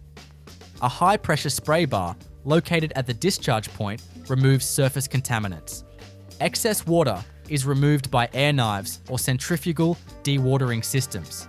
Cleaned fruit is conveyed to the inspection station.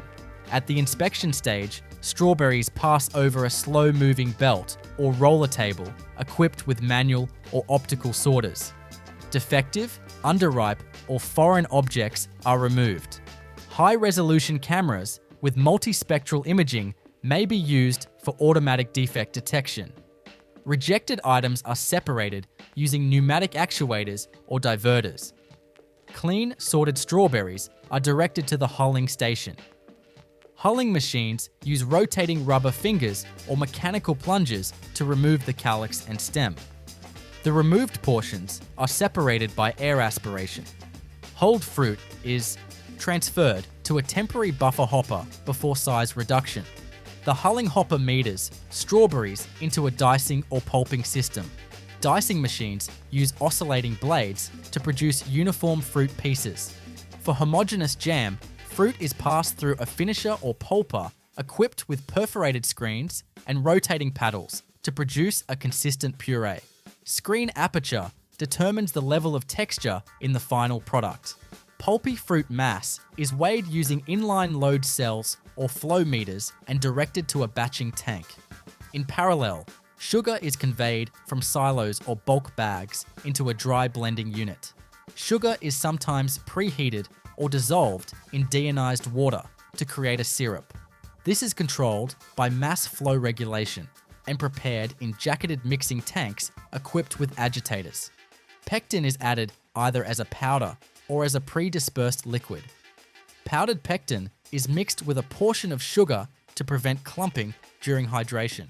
The blend is fed into the batching tank via screw feeders or high shear dispersers. The type and concentration of pectin depend on the desired gel strength and fruit acidity. Citric acid is introduced to adjust pH, typically to the range of 3.1-3.4, which optimizes pectin gelation. Acid is dosed from a separate tank using peristaltic pumps, monitored by inline pH probes. The exact amount is calculated based on the natural acidity of the strawberry pulp, which is measured per batch. In certain formulations, calcium salts may be added to activate low methoxyl pectins. These are metered in precise amounts using microdosing pumps.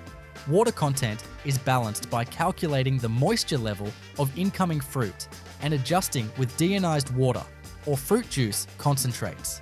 The full formulation, strawberry mass, sugar, pectin, acid, and optional additives, is transferred to a batch vacuum cooker. The cooking vessel is a steam-jacketed stainless steel kettle, often equipped with an anchor agitator and a central high-shear rotor for uniform heat transfer and reduced localized scorching. Cooking parameters are set to evaporate excess moisture, invert part of the sucrose, and activate pectin. The process is performed under partial vacuum to allow boiling at lower temperatures, preserving color and flavor while reducing thermal degradation. Typical target solids content for jam is 65-68 degree Brix, measured with inline refractometers. During cooking, water vapor is extracted through a condenser system connected to the vacuum circuit. Condensate is collected and removed via gravity drains or vacuum traps. The jam mass is circulated continuously through the cooker using sanitary centrifugal pumps. This ensures uniform heating and prevents sedimentation of fruit particles. Once the desired bricks and viscosity are achieved, the batch is cooled through a scraped surface heat exchanger. This unit has a rotor with fixed blades that continuously remove product from the heat transfer surface, enabling rapid cooling while weighing, preventing fouling. Product temperature is reduced to below 85 degrees Celsius to prepare for filling. Deaeration is performed inline or in a separate vacuum tank. This step removes entrained air bubbles introduced during cooking and agitation. Vacuum is maintained at approximately 0.8 bar, while slow agitation is applied to stabilize the product's density and texture. Optional flavoring agents or color corrections are added at this stage. Natural strawberry flavors or concentrated fruit essences are introduced through metering systems. Any added color is dispersed into a small portion of jam and blended thoroughly to prevent streaking. The final mixture is homogenized using low shear mixers to avoid foam generation. Finished jam is held in surge tanks equipped with level sensors, slow speed agitators, and thermal jackets to maintain flowability. Surge tanks are connected to the filling system via positive displacement pumps or rotary lobe pumps that handle viscous products with suspended solids. Glass jars or plastic containers are depalletized and transferred to the filling line using timing screws and indexing star wheels. Containers are first rinsed with filtered air or ionized air jets. Jars are checked by vision systems for cleanliness and structural integrity. Jam is filled hot, usually between 80-85 degrees Celsius, to enable vacuum sealing after capping. Filling is performed using piston fillers or mass flow-based servo systems. Fill volume is precisely controlled to match container dimensions and headspace requirements. Foaming is minimized by diving nozzles that dispense product near the base of the container. Immediately after filling, containers pass through a capping station. Metal twist-off caps with vacuum buttons or plastic snap-on lids are applied by mechanical torque heads. For metal closures, steam injection may be used just before capping to displace air and create a vacuum as the container cools. Capped jars move through an inverted holding tunnel or a rotary cooling system. Cooling is carried out using ambient air or chilled water sprays to bring the product below 40 °C. Gradual cooling prevents thermal shock to containers and promotes vacuum formation in sealed jars. Vacuum level is verified through cap button testing. Non-vacuum jars are automatically rejected. Labeling follows cooling. Jars are dried using air knives or infrared heaters before entering the labeler.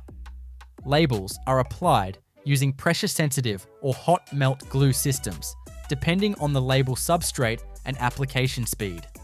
Coded information such as production date, expiration, and batch number is printed using thermal inkjet or laser coders. Print location and clarity are verified by high-speed vision systems. Jars failing print quality checks are removed from the line. Label jars are grouped into cartons using robotic pick-and-place arms or mechanical collators. Cartons are formed from flat blanks, glued, and sealed using flap folders and glue guns. Carton integrity is checked by sensors measuring weight and dimensions. Cases are packed into shipping boxes or trays. Box formers erect corrugated cases, which are filled and sealed on a continuous motion line. Finished cases are conveyed to an automated palletizer, which stacks them in configured patterns for optimal stability. Pallets are conveyed to a stretch wrapping system where film is applied under tension. Each pallet is labeled with a scannable ID, linked to batch and traceability data. Wrapped pallets are moved to staging zones for distribution or temperature-controlled storage. Throughout the process, control systems monitor and log all variables. Programmable logic controllers manage dosing, cooking, filling, and packaging operations. Sensors measure temperature, flow, pressure, and viscosity. Human-machine interfaces provide operators with real-time control and alarms. Brix levels are verified at multiple points using digital inline refractometers. pH is measured with inline glass electrode probes. Final jam consistency is evaluated using rotational viscometers or Bostwick consistometers. Water activity meters confirm product stability. Toothpaste production begins with the batching of raw materials into 3 primary categories: abrasives, humectants, and active ingredients. These components are stored in bulk silos, intermediate bulk containers, and stainless steel drums positioned adjacent to the central mixing facility. Ingredient delivery is managed through automated vacuum conveyors, liquid transfer pumps, and weigh-scale monitored feeders. Abrasives are typically calcium carbonate, hydrated silica, or dicalcium phosphate dihydrate. These powders are conveyed through enclosed pipelines and loaded into high-shear mixing vessels fitted with load cells. Particle size of abrasives is controlled within 5 to 15 microns for optimal cleaning performance without excessive enamel wear. The feed rate is calibrated by rotary valve controllers. Humectants, primarily sorbitol solution, glycerin, and propylene glycol, are stored in temperature-controlled, jacketed tanks. These are pumped into the mixer through flow meter regulated dosing lines. The purpose of humectants is to retain moisture, maintain paste consistency, and prevent drying inside the tube. Viscosity and density of each liquid are tracked by inline sensors during transfer. Deionized water is introduced in precise volume based on formulation requirements. The water is pre-treated via reverse osmosis filtration and UV sterilization, then dosed into the batch using mass flow controllers to ensure accurate hydration of solids. Active ingredients such as sodium fluoride or stannous fluoride are pre-blended in secondary mixing tanks before being introduced to the main mixer. These compounds are sensitive to pH and temperature, requiring separate handling. Dosing is performed using positive displacement pumps to achieve concentrations typically around 0.24% for fluoride ion. A surfactant, usually sodium lauryl sulfate, is added last due to its foaming and emulsifying properties. It is introduced in liquid or paste form through heated lines maintained at 30 and 35 degrees Celsius to reduce viscosity. SLS is blended gently to avoid excessive aeration. The target inclusion level ranges between 1.0 to 2.0% depending on the formulation. Hydrocolloid binders such as carboxymethyl cellulose, xanthan gum, or carrageenan are pre-dispersed in warm water before being added to the mixture. These agents control rheology and prevent phase separation. Dispersion tanks use overhead agitators operating at low RPM to avoid clumping. Hydration time is monitored to ensure full polymer expansion before integration. Flavoring oils like spearmint or peppermint are stored in sealed drums and introduced through small volume dosing systems equipped with peristaltic pumps. Flavors are highly concentrated and dosed between 0.3–0.7% by weight. The addition is carried out under vacuum to prevent volatilization. Colorants such as titanium dioxide or FD&C dyes are added as aqueous slurries or pre-dispersed concentrates. These are introduced late in the mix cycle for visual uniformity. Color matching is performed using spectrophotometric sensors positioned above the mixing vessel. Once all materials are loaded, the main batch undergoes high shear mixing. The vessel uses multi-stage impellers, typically a bottom-mounted anchor blade for macro movement and a rotor stator head for localized dispersion. Mix time ranges from 30 to 45 minutes. Viscosity is continuously measured via in-tank torque sensors and correlated to predefined set points. The entire vessel is held under partial vacuum to remove entrained air. A vacuum pump system pulls air through condensers and liquid traps. Vacuum mixing prevents bubble formation, ensures uniform density, and improves the shelf stability of the final product. Once the batch reaches target viscosity and homogeneity, a recirculation loop begins. The mixture is pumped through inline homogenizers or colloid mills to further reduce particle size and eliminate agglomerates. Homogenization shear rates exceed 10,000 S1, providing a consistent microstructure. The homogenized toothpaste is filtered through stainless steel mesh screens, typically 80 to 120 mesh size, to remove any foreign particles or unblended residue. The product is discharged into vacuum holding tanks equipped with slow-speed agitators to maintain consistency while awaiting packaging. The filling process begins with the transport of toothpaste from holding tanks to the filling line through sanitary diaphragm pumps and flexible hoses. The product is kept under continuous agitation to prevent settling of heavier components. Tubes, either laminate, aluminum, or co-extruded plastic, are loaded into an orienting magazine. Tubes are fed one by one into indexing star wheels that position each unit beneath the filling nozzle. Optical sensors ensure correct alignment based on pre-printed registration marks. Filling nozzles are submerged slightly into each tube and retract upward during discharge to prevent air pockets. Volumetric filling pumps dispense the product in quantities typically ranging from 75 milligallons to 150 milliliters. Fill weight is controlled to plus 1% using servo-driven piston pumps or mass flow metering systems. Immediately after filling, the tube passes to the sealing station. For laminate or plastic tubes, the tail is heat sealed using conduction or impulse sealers. The sealing bars clamp the tube end, applying pressure and heat to fuse the inner layers. For aluminum tubes, the tail is folded and crimped mechanically by a multi-head crimping tool. A batch code and timestamp are embossed or inkjet printed onto the sealed end.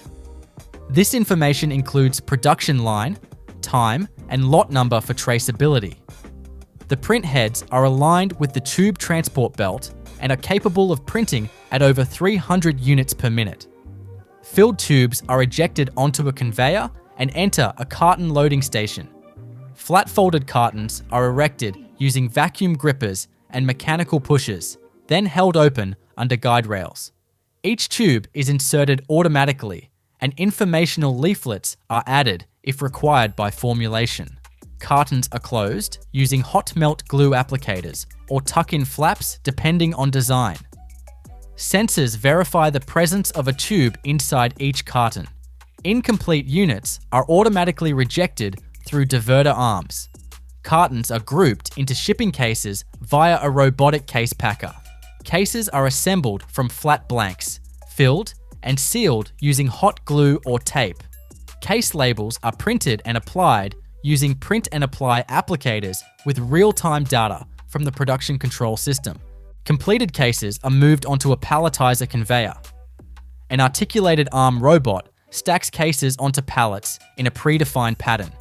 Slip sheets are inserted automatically between layers to maintain stability. Full pallets are stretch wrapped using rotating ring or arm wrappers. The film tension and overlap are adjustable to prevent compression of cartons while ensuring unit load integrity.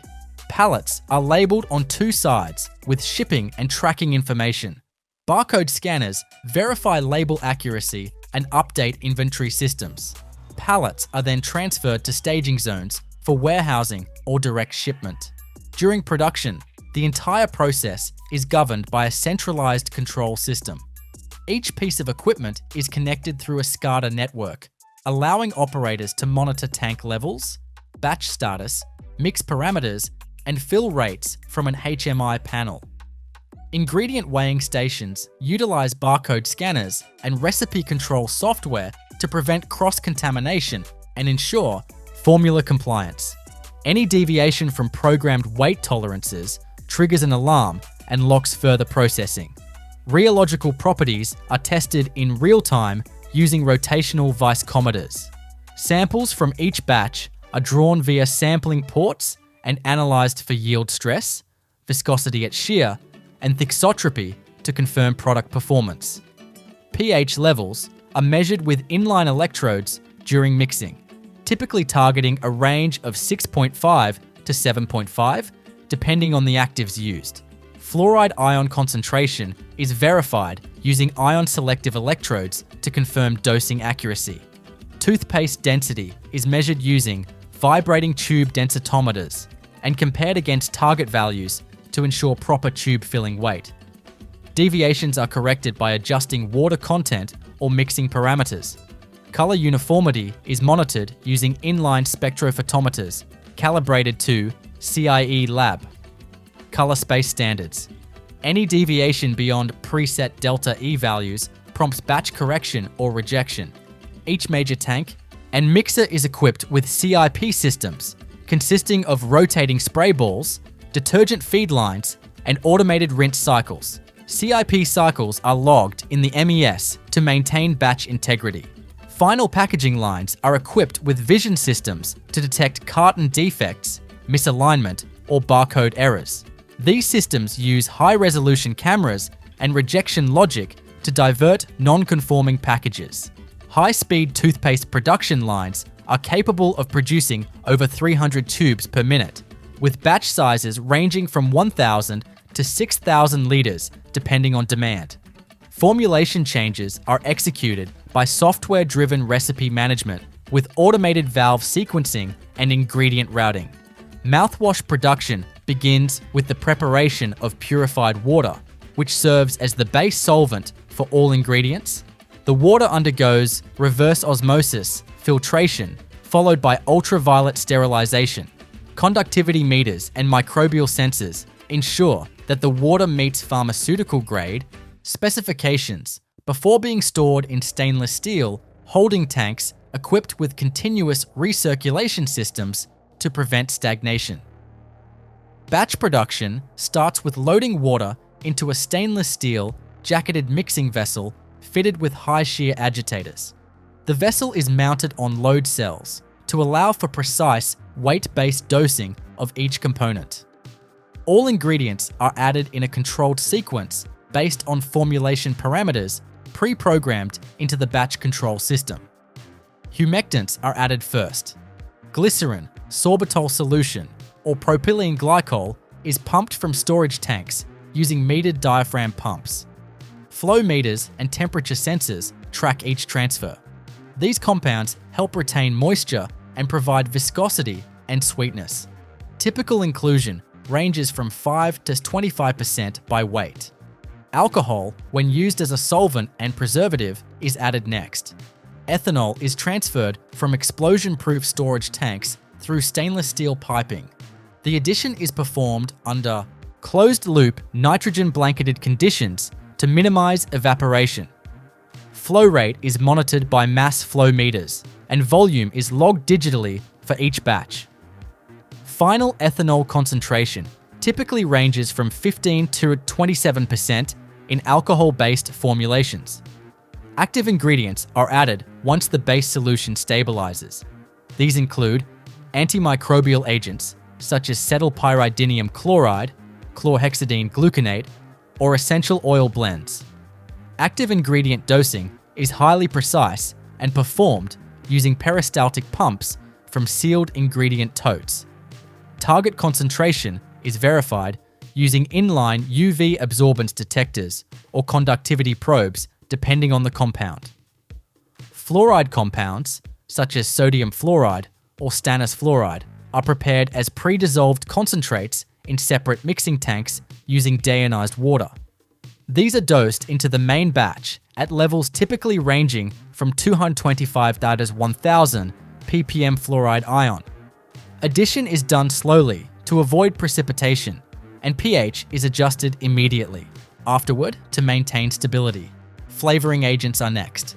These include mint oils, cinnamon, or eucalyptus derivatives. Essential oils are highly volatile and introduced using closed-loop pumps with nitrogen pressurization. Solubility is aided by pre-mixing oils with non-ionic surfactants or alcohol carriers before addition. Colorants are added in the form of water-soluble dye solutions or color dispersions. Each colorant is pre-weighed and diluted before dosing. Magnetic stirrers or inline static mixers ensure uniform dispersion. Optical sensors may be mounted over the mixing tank to confirm target lab or chess color values in real time. Preservatives such as methylparaben, propylparaben, or sodium benzoate are added next. These are introduced as aqueous solutions prepared in separate blend tanks. Preservative concentration ranges from 0.05–0.2% depending on product shelf life requirements and microbial load assessments.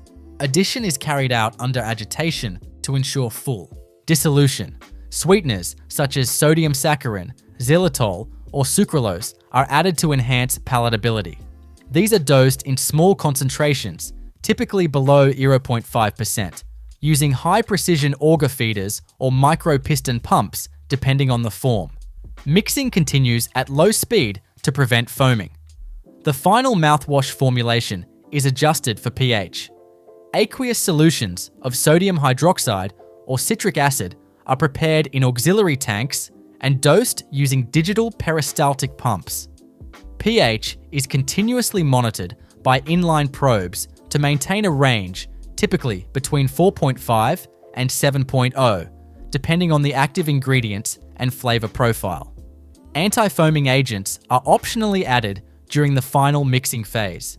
These include dimethicone emulsions or food-grade silicone oils. Addition is controlled via gear pumps and only applied when foaming exceeds threshold levels, as detected by capacitive foam sensors inside the vessel.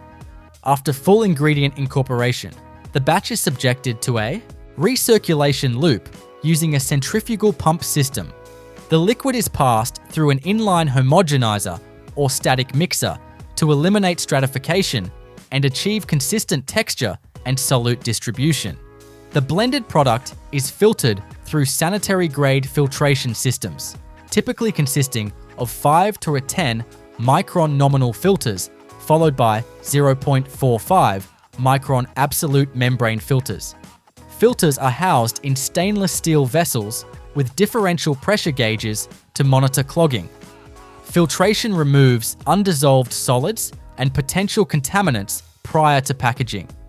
Filtered mouthwash is then transferred via sanitary pipelines to intermediate storage tanks or directly to the filling line. Holding tanks are jacketed and equipped with low shear agitators to maintain homogeneity. Each tank includes a vented filter to preserve sterility and pressure balance. Bottling begins with automatic bottle unscramblers that orient and feed empty bottles onto the production conveyor. Bottles are conveyed under a rinsing station where filtered air or ozonated water is sprayed into each bottle via nozzle inserts. Rinse nozzles retract after each cycle, and residual rinse is removed using vacuum-assisted drainage. Clean bottles move to the filling carousel. Volumetric or flow meter-based filling systems dispense liquid into each bottle. Nozzles are equipped with anti-drip valves and may dive into the bottleneck to minimize turbulence.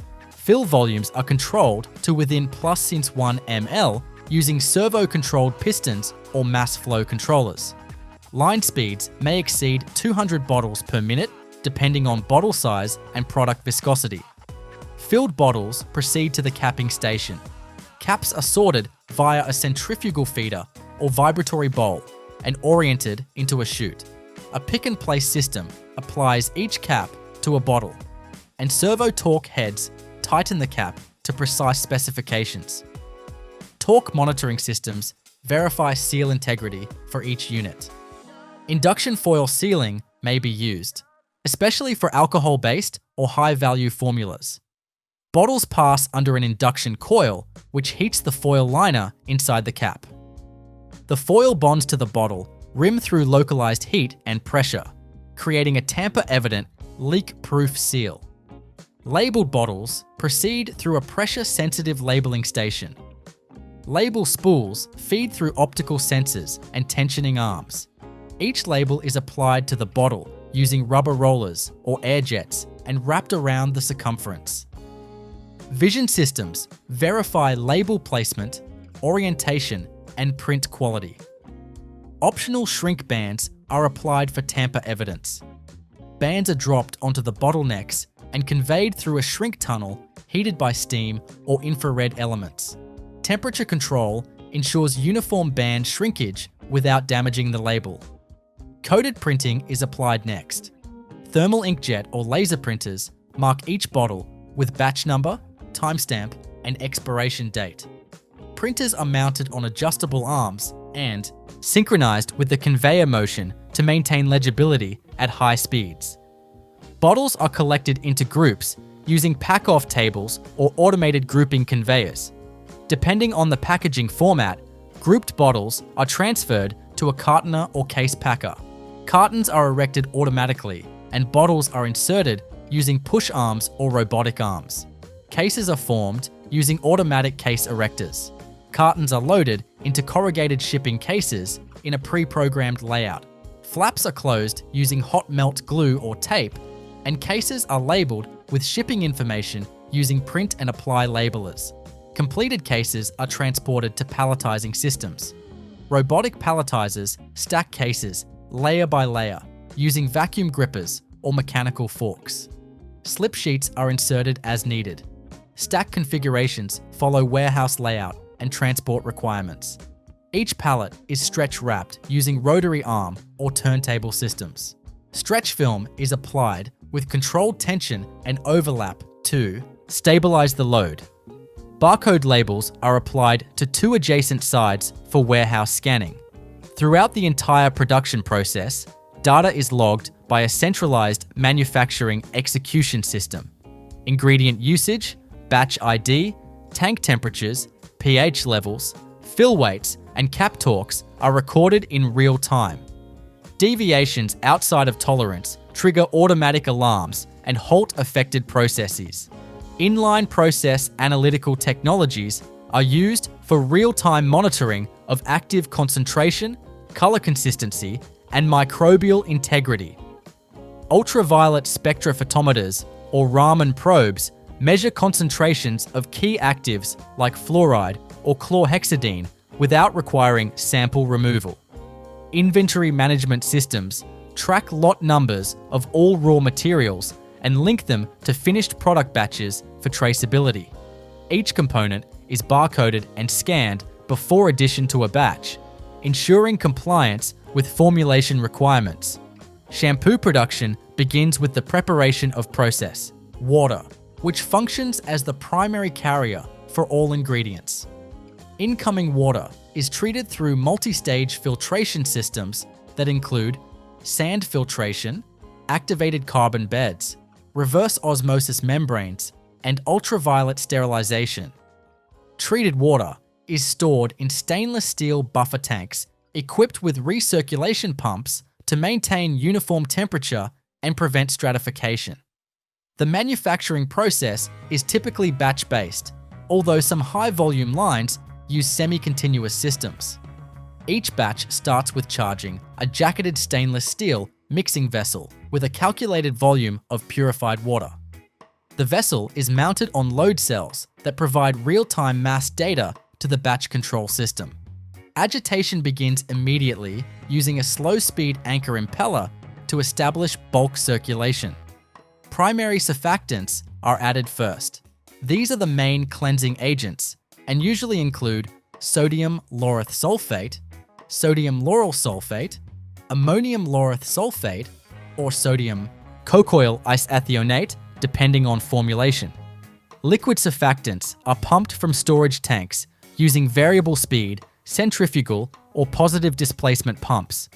Flow is regulated by mass flow meters, and addition rates are synchronized with agitator speed to avoid excessive foaming. For formulations using solid or paste surfactants, the materials are pre-dissolved in auxiliary tanks. These tanks are heated via steam or hot water jackets to reduce viscosity and accelerate dissolution. High shear mixers are used to break down surfactant agglomerates before the solution is transferred into the main batch vessel. Once the primary surfactants are fully dispersed, secondary surfactants are introduced. These include cocamidopropyl betaine, sodium cocoamphoacetate, or other amphoteric surfactants that improve mildness and foam stability. These materials are dosed through metered pumps and blended under moderate agitation to ensure compatibility with the primary surfactant system. Thickeners are added next to control viscosity. Depending on the formulation, these may include sodium chloride, ammonium chloride, hydroxyethyl cellulose, xanthan gum, or acrylate-based polymers. Salt-based thickeners are dissolved directly into the batch using controlled dosing, while polymeric thickeners are prehydrated in separate dispersion tanks to prevent lump formation. Polymer dispersions are slowly added under high shear conditions to ensure uniform distribution. Conditioning agents are incorporated after viscosity begins to develop. These include cationic polymers, such as polyquaternium compounds, guar hydroxypropyl trimonium chloride, or silicone emulsions. Silicone conditioning agents, such as dimethicone or amidimethicone, are supplied as stable emulsions and added under low shear agitation to prevent emulsion breakage. The batch temperature is carefully controlled, typically between 30-45 degrees C, to maintain emulsion stability. Pearlizing agents are added when a pearlescent appearance is required. These materials often consist of ethylene glycol, distearate, or glycol monostearate dispersions. Pearlizing agents are melted in heated side vessels and added to the batch at elevated temperature. Controlled cooling is then used to crystallize the pearlescent particles, producing uniform light-reflecting platelets throughout the shampoo. Chelating agents such as disodium EDTA are introduced to bind metal ions present in water or raw materials. These are added early in the process, usually dissolved in water, to improve product stability and preservative effectiveness. Dosing is managed using precision pumps due to the low concentration required. Preservatives are added once the surfactant system is fully established. These may include phenoxyethanol, sodium benzoate, potassium sorbate, or blended preservative systems. Preservatives are typically added as liquid concentrates and dispersed thoroughly under continuous agitation. The concentration is controlled to achieve microbial stability without affecting product performance. pH adjustment follows. Shampoo formulations generally target a pH range between 4.5 and 6.5 to align with hair and scalp compatibility. pH adjusters, such as citric acid or sodium hydroxide, are prepared as dilute solutions in auxiliary tanks. These solutions are dosed gradually, while pH is monitored using inline probes connected to the batch control system. Adjustments are made incrementally to avoid overshooting target values. Fragrance is added near the end of the mixing process. Fragrance oils are complex blends of aromatic compounds and are typically pre-dissolved in a solubilizer or surfactant base before addition. This prevents separation or clouding. Fragrance addition is carried out under low agitation to minimize volatilization and foaming. Dosing is controlled with high accuracy peristaltic pumps due to the low inclusion rate. Colorants are added as diluted solutions or dispersions. Liquid dyes are metered into the batch, while powdered pigments are pre-dispersed in water or surfactant solution to ensure uniform color distribution. Optical sensors or laboratory sampling is used to confirm color consistency against formulation standards. Once all ingredients are added, the batch undergoes a final homogenization phase. The shampoo is circulated through an inline rotor-stator mixer or colloid mill to eliminate micro lumps, improve clarity, and ensure uniform viscosity. Shear rates are carefully controlled to avoid degrading polymer thickeners or breaking silicone emulsions. During homogenization, air entrainment is minimized. Some systems apply vacuum to the mixing vessel to remove entrapped air bubbles. Vacuum levels are controlled to prevent excessive evaporation of volatile components such as fragrance. After homogenization, the shampoo is transferred to a finishing tank. This tank is equipped with gentle agitation to maintain homogeneity while allowing the product to cool to filling temperature.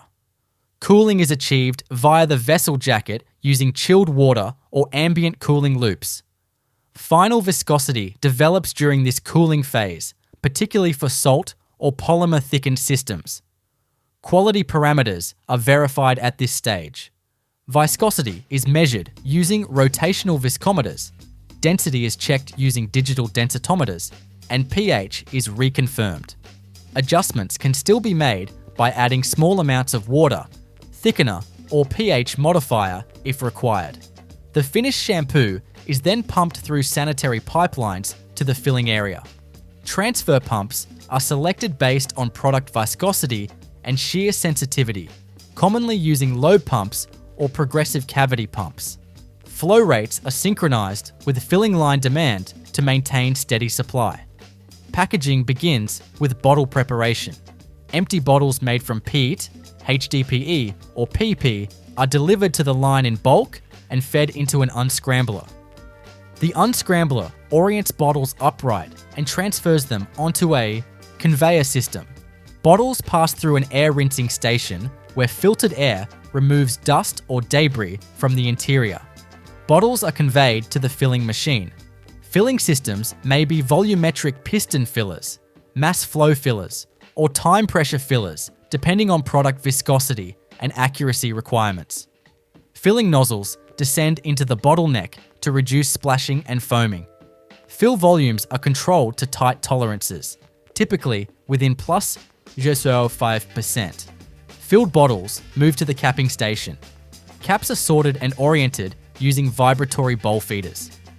Each cap is placed onto a bottle and tightened using torque-controlled capping heads. Torque values are monitored continuously to ensure consistent closure without deforming the bottle or cap threads. If induction sealing is used, bottles pass under an induction coil that heats a foil liner inside the cap. The liner bonds to the bottle rim creating a hermetic seal. Coil power and conveyor speed are calibrated to ensure uniform sealing without overheating the product. Labeled bottles proceed to the labeling station. Labels may be pressure sensitive, shrink sleeve, or wraparound types. Pressure sensitive labels are applied using rollers and air jets, with registration controlled by optical sensors. Shrink sleeves are applied loosely and then passed through a heat tunnel where they conform tightly to the bottle shape. Batch codes and expiration dates are printed on the bottle or label using inkjet or laser coding systems. Print quality is verified by vision systems that detect missing or illegible codes and trigger rejection mechanisms. Bottles are then grouped for secondary packaging. Automatic packers collate bottles into predefined counts and load them into cartons or trays. Cartons are erected from flat blanks and sealed using hot melt adhesive. Case packers arrange cartons into shipping cases according to palletization requirements. Shipping cases are conveyed to palletizing systems. Robotic palletizers stack cases onto pallets in programmed patterns to maximize stability and space utilization. Slip sheets may be inserted between layers. Completed pallets are wrapped with stretch film to secure the load.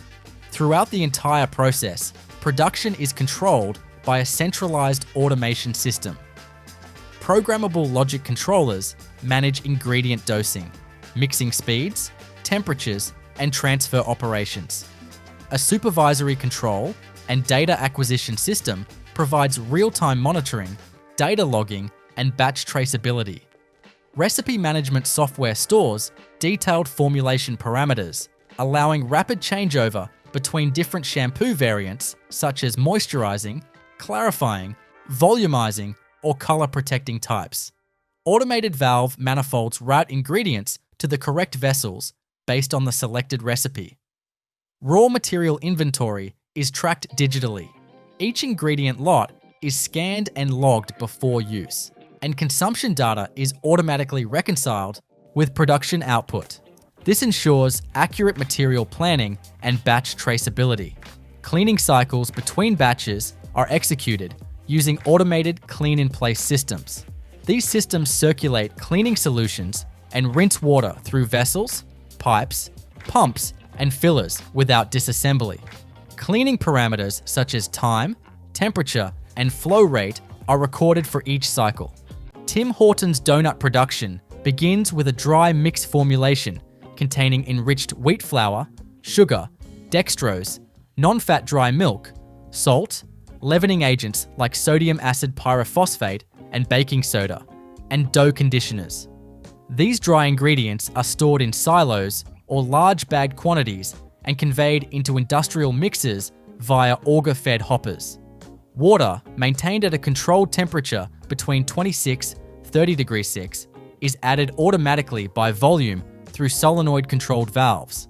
The mixture undergoes a high-capacity mixing process using horizontal paddle mixers that operate for approximately 10 to 12 minutes until a smooth, elastic dough forms. Dough temperature is precisely maintained to ensure consistent gluten development. The mixed dough is transferred to a resting conveyor where it undergoes a short fermentation stage, typically lasting 10 to 15 minutes. During this period, gluten strands relax, allowing easier downstream sheeting and cutting. The dough enters a sheeting system composed of heavy-duty rollers that gradually flatten the dough to a uniform thickness, often between 8 to 12 millimeters depending on the donut type.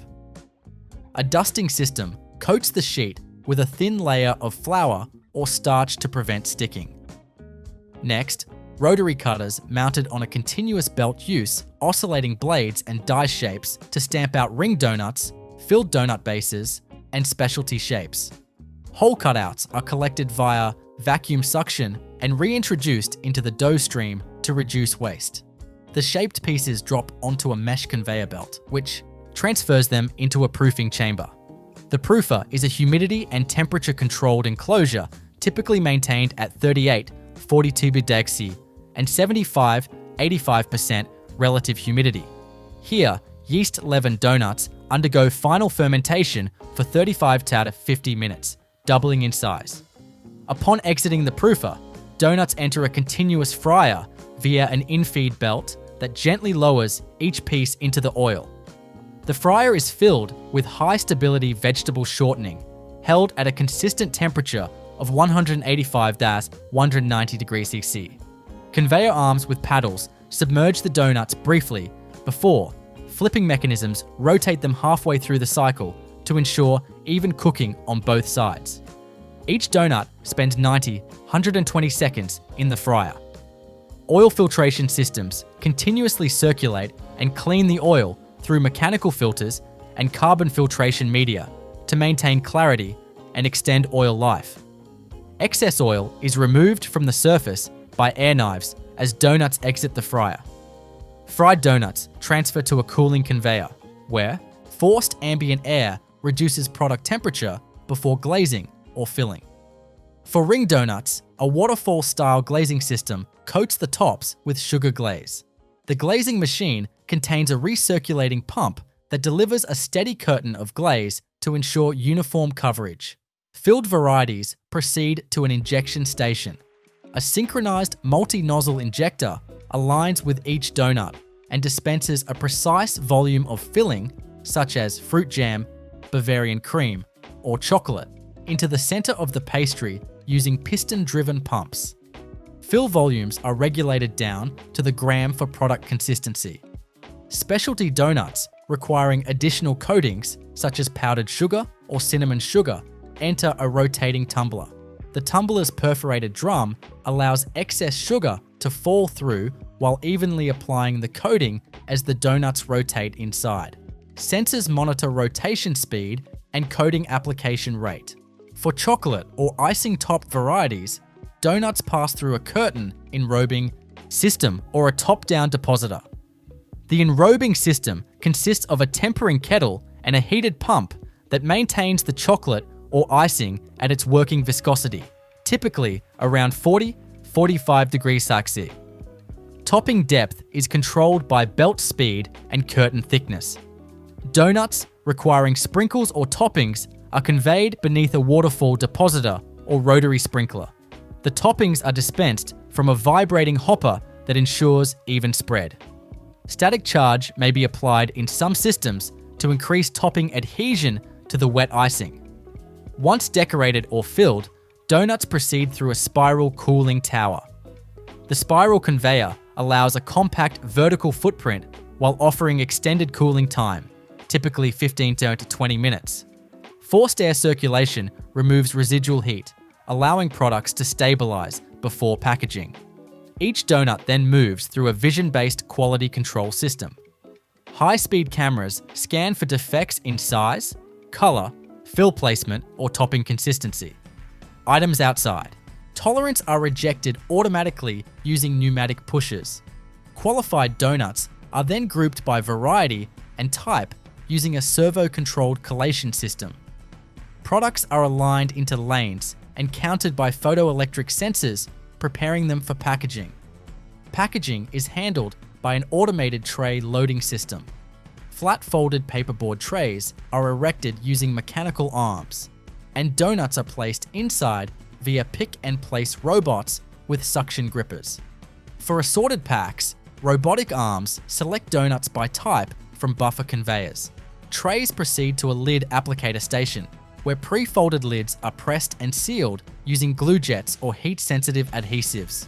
For retail cases, sealed trays are grouped and shrink-wrapped using polyolefin film, which is cut, wrapped, and heat-shrunk in a tunnel oven operating at around 160 degrees Celsius. Each finished pack receives an inkjet-printed date code and batch number from a variable data printer. The printer adjusts to the motion of the conveyor, ensuring clear marking without interrupting product flow. Packaged products are conveyed to palletizing stations.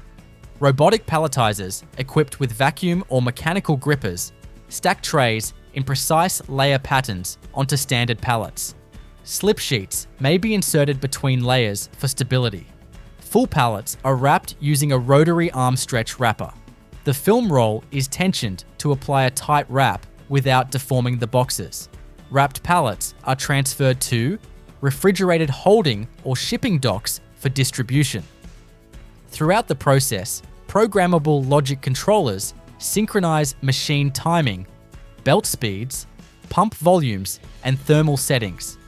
Human-machine interface panels monitor all parameters and log production data. The entire line is modular and scalable, allowing simultaneous production of multiple donut types. Conveyors interlink each station, minimizing manual transfer and optimizing flow. Changes in donut type or size are handled through automated tool change systems or quick swap components. Pre-programmed recipes stored in the central control system reconfigure the line settings within minutes. Staging silos and ingredient feeders are equipped with load cells to precisely meter dry ingredients. Liquid ingredients are stored in jacketed stainless steel tanks with inline agitators to prevent settling or stratification. The dry and liquid ingredient streams merge at the mixer's inlet via butterfly valves controlled by digital weigh scales. The dosing accuracy ensures batch-to-batch uniformity, critical for dough performance during proofing and frying. Proofing chambers are equipped with belt elevation systems that loop the dough pieces through multiple horizontal levels. Fans and humidifiers ensure even air distribution, and digital probes record temperature and humidity in real time. Fryers are segmented into temperature zones with independent heating coils managed by thermocouple feedback. This zoning ensures even coloring across all donut types, regardless of fill or topping. Oil levels are maintained by float-based control valves, and inline filtration runs continuously. Spent oil is periodically replaced using external storage tanks connected by insulated pipelines and pneumatic pumps. The icing station includes a recirculation tank and a filtration mesh that removes solid particles from reused icing. Viscosity is measured using a rotational viscometer integrated into the circulation loop.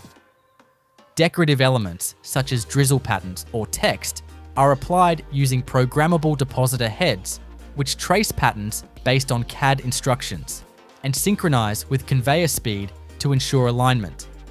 Filled donuts pass through an X-ray inspection tunnel, identifying underfilled or foreign material contaminated units. Rejected items are diverted to a side conveyor for manual review. Donuts for seasonal assortments are coded with quick response QR markers beneath their trays, allowing downstream distribution centers to sort mixed lots via machine vision systems and RFID tracking. Dunkin Donuts. Donut production begins with dry ingredient blending, high-protein wheat flour, dextrose, sugar, soy flour, non-fat milk powder, salt, dough conditioners, and chemical leavening agents such as sodium bicarbonate and monocalcium phosphate are measured by weight and transferred into large-capacity industrial mixers using pneumatic conveying systems or gravity-fed hoppers. Liquid ingredients, including water, liquid shortening, and egg yolk solids, are preheated and pumped into the mixer via metered dosing systems. Water temperature is held between 27 to 30 degrees Celsius to activate gluten formation without overheating. Mixers equipped with high-torque planetary paddles operate in timed cycles to combine the dough, typically lasting 8 to 12 minutes. Dough temperature is monitored continuously with inline probes. Target final dough temperature is around 27 degrees Celsius for yeast-raised donuts to ensure optimal proofing behavior. Once mixed, the dough is transferred to a resting trough conveyor for gluten relaxation and hydration equilibrium, allowing for consistent sheeting performance. The rested dough moves to a multi-stage sheeting system composed of compression rollers that gradually reduce thickness in incremental stages. Roller gap adjustments are motorized and recipe controlled. Final sheet thickness is typically 911 mm, depending on the donut style. A light dusting system applies fine cornstarch or rice flour across the dough sheet surface to prevent sticking. The sheet then feeds into a rotary die cutter system. The cutter contains interchangeable dies for different donut varieties, including ring shapes, filled rounds, bars, and novelty shapes. The cutting drum rotates in synchronization with the conveyor to ensure clean, high-speed cuts. Cut donuts are transferred onto wire mesh proofing trays by vacuum-assisted pick-and-place systems. The trays are automatically stacked into a multi-tiered conveyor rack that moves through a temperature and humidity-controlled proofing chamber. Proofing conditions are held at 38 to 40 grader, with 80-85% relative humidity for 35 and 45 minutes. Within the proofer, dough pieces rise and expand due to yeast activity. Conveyor motion is timed so that each tray spends the same duration in the chamber. Sensors track fermentation progression using size and weight benchmarks. After proofing, trays enter an automated unloading system that transfers the dough pieces onto a fryer in-feed belt. Frying oil is a refined, high-stability vegetable shortening maintained at 185-190 degrees C. The fryer contains a dual-zone heating configuration and a submersion system using paddle arms that guide and flip the donuts midway through frying. Total fry time is approximately 90 seconds. Ring donuts are flipped automatically after 45 seconds by rotating bars. Filled donut bases remain face up to maintain a flat bottom. Oil turnover is managed through continuous filtration using a centrifugal separation system and micron-level mechanical filters to remove particulates. As the donuts exit the fryer, excess oil is removed by angled mesh belts and compressed air nozzles. Products then travel along a cooling conveyor system with ambient airflow, reducing surface temperature below 35 degrees C before handling. Ring donuts destined for glazing pass under a waterfall-style glazing station. The glazing tank contains a high-shear mixer that maintains solution homogeneity. A recirculating pump delivers glaze to a curtain nozzle that flows over the donuts. Excess glaze drains back into the holding tank through a mesh screen. Filled donuts proceed to a pressurized injection system. Each donut aligns with a dual or quad nozzle filler head that penetrates the side or bottom.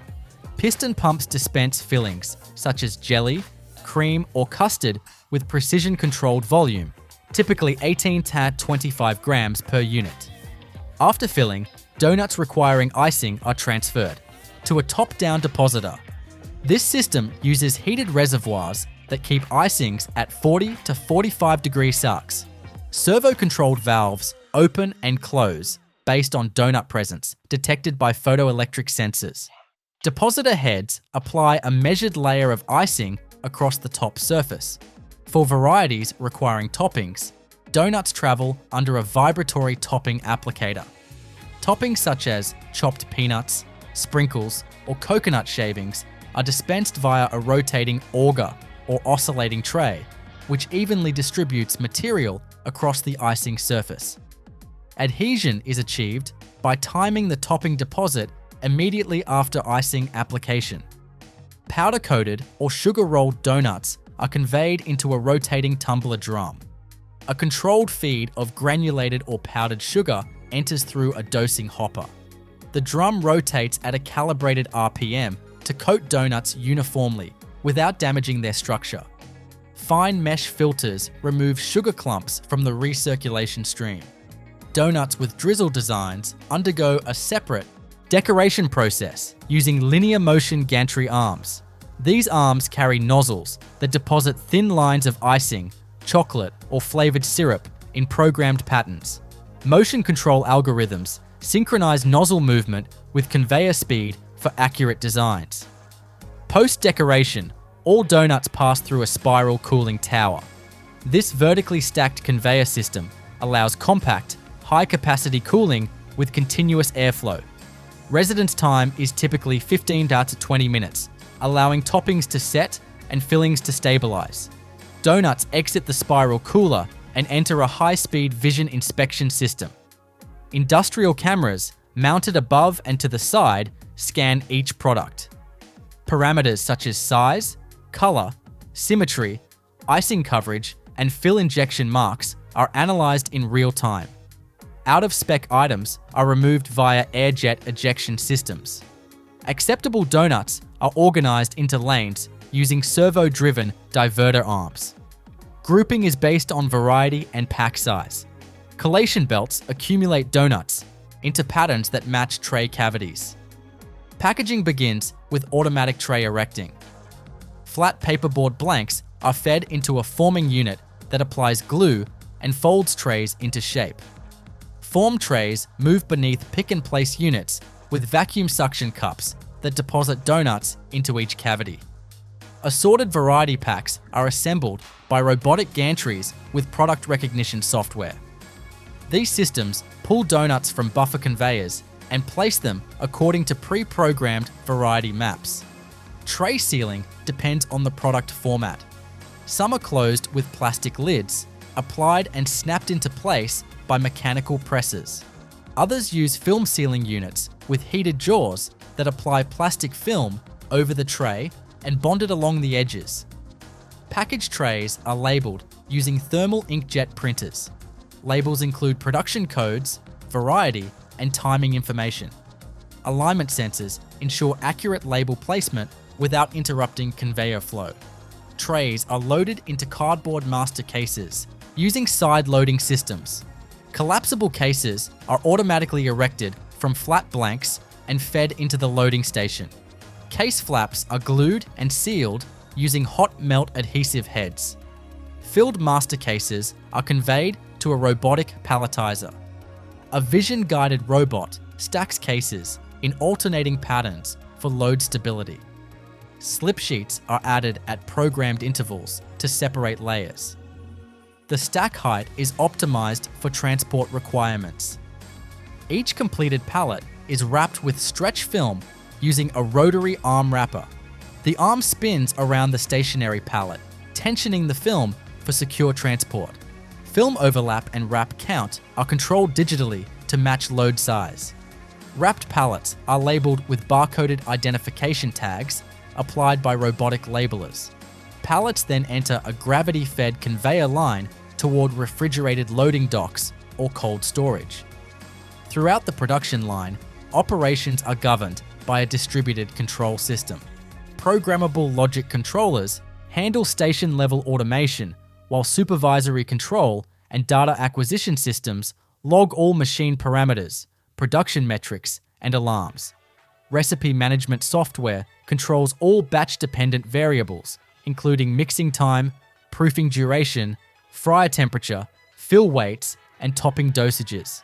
Each donut type has a profile stored in the system, allowing for rapid product changeovers with minimal downtime. Dry ingredient silos are equipped with level sensors and load cells. Refilling is coordinated with automated delivery systems to ensure continuous availability. Ingredient dosing systems operate under gravimetric and volumetric control for precise formulation. Liquid shortening is held in insulated tanks with inline heaters and agitators to maintain uniform viscosity. Delivery lines are jacketed and circulate hot water to prevent solidification. Pumps use variable frequency drives to adjust flow rate based on batch requirements. Filling hoppers for creams and jellies are jacketed for temperature control and agitated to prevent phase separation. Fill viscosities are monitored using inline viscometers, and pressure is regulated to prevent overfill or underfill. Proofing conveyor belts are made from non-stick, food-grade materials and guided on multiple horizontal tiers. Air circulation is forced through dampers to ensure uniform proofing across all trays. Temperature and humidity are logged for each cycle. Fryer systems include zoned heating elements and oil curtain barriers to minimize heat loss. Oil flow rate and turnover frequency are tracked by volumetric flow meters and recirculation pumps.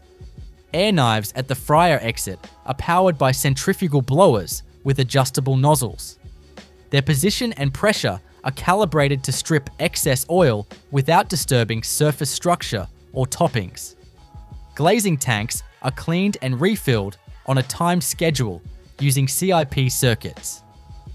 Glaze viscosity is maintained with real-time temperature feedback loops and monitored by rotational viscometers. All conveyors, transfer points, and topping stations are modular and mounted on quick-release brackets, allowing reconfiguration for new product lines or seasonal variations. The manufacturing process for Chips Ahoy. Cookies begins with precise dry ingredient batching. Key components include enriched wheat flour, sugar, brown sugar, baking soda, salt, and emulsifiers. These dry ingredients are stored in silos or super sacks and automatically dispensed via auger-fed feeders into high-capacity whey hoppers. Load cells measure each ingredient to exact tolerances before being discharged into the mixing system. In parallel, liquid ingredients are prepared. These include water, high fructose corn syrup, molasses, glycerin, and vanilla flavoring. Liquid fats such as palm or soybean oil are stored in heated, jacketed tanks and pumped through insulated lines to maintain target viscosity. Liquid dosing is controlled using flow meters and metered pumps integrated into the batch control system. All ingredients are conveyed to an automated horizontal batch mixer. The mixing cycle follows a strict sequence: creaming of fats and sugars first, followed by the introduction of liquid components, then gradual incorporation of dry flour-based ingredients. Mixing speed and time are controlled by PLCs based on the dough formulation. Dough temperature is maintained between 20 or 34 degrees C to preserve texture consistency. Once the base dough is formed, chocolate chips are added.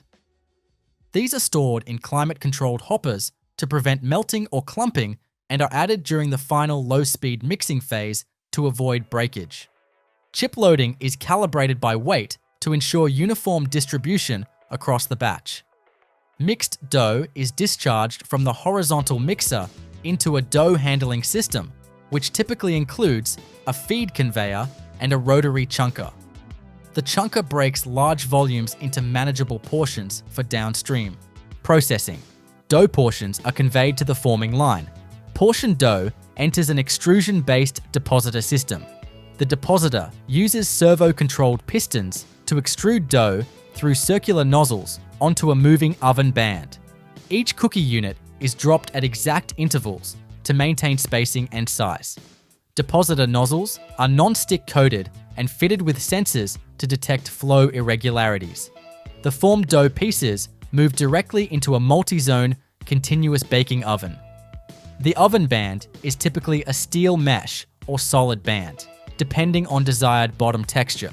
The oven is divided into several independently controlled thermal zones, with temperatures ranging from 180 degrees C to 230 degrees C. Baking duration is precisely set, typically between 6 to 10 minutes. As cookies move through the oven, moisture evaporates rapidly in the early zones, setting the outer structure.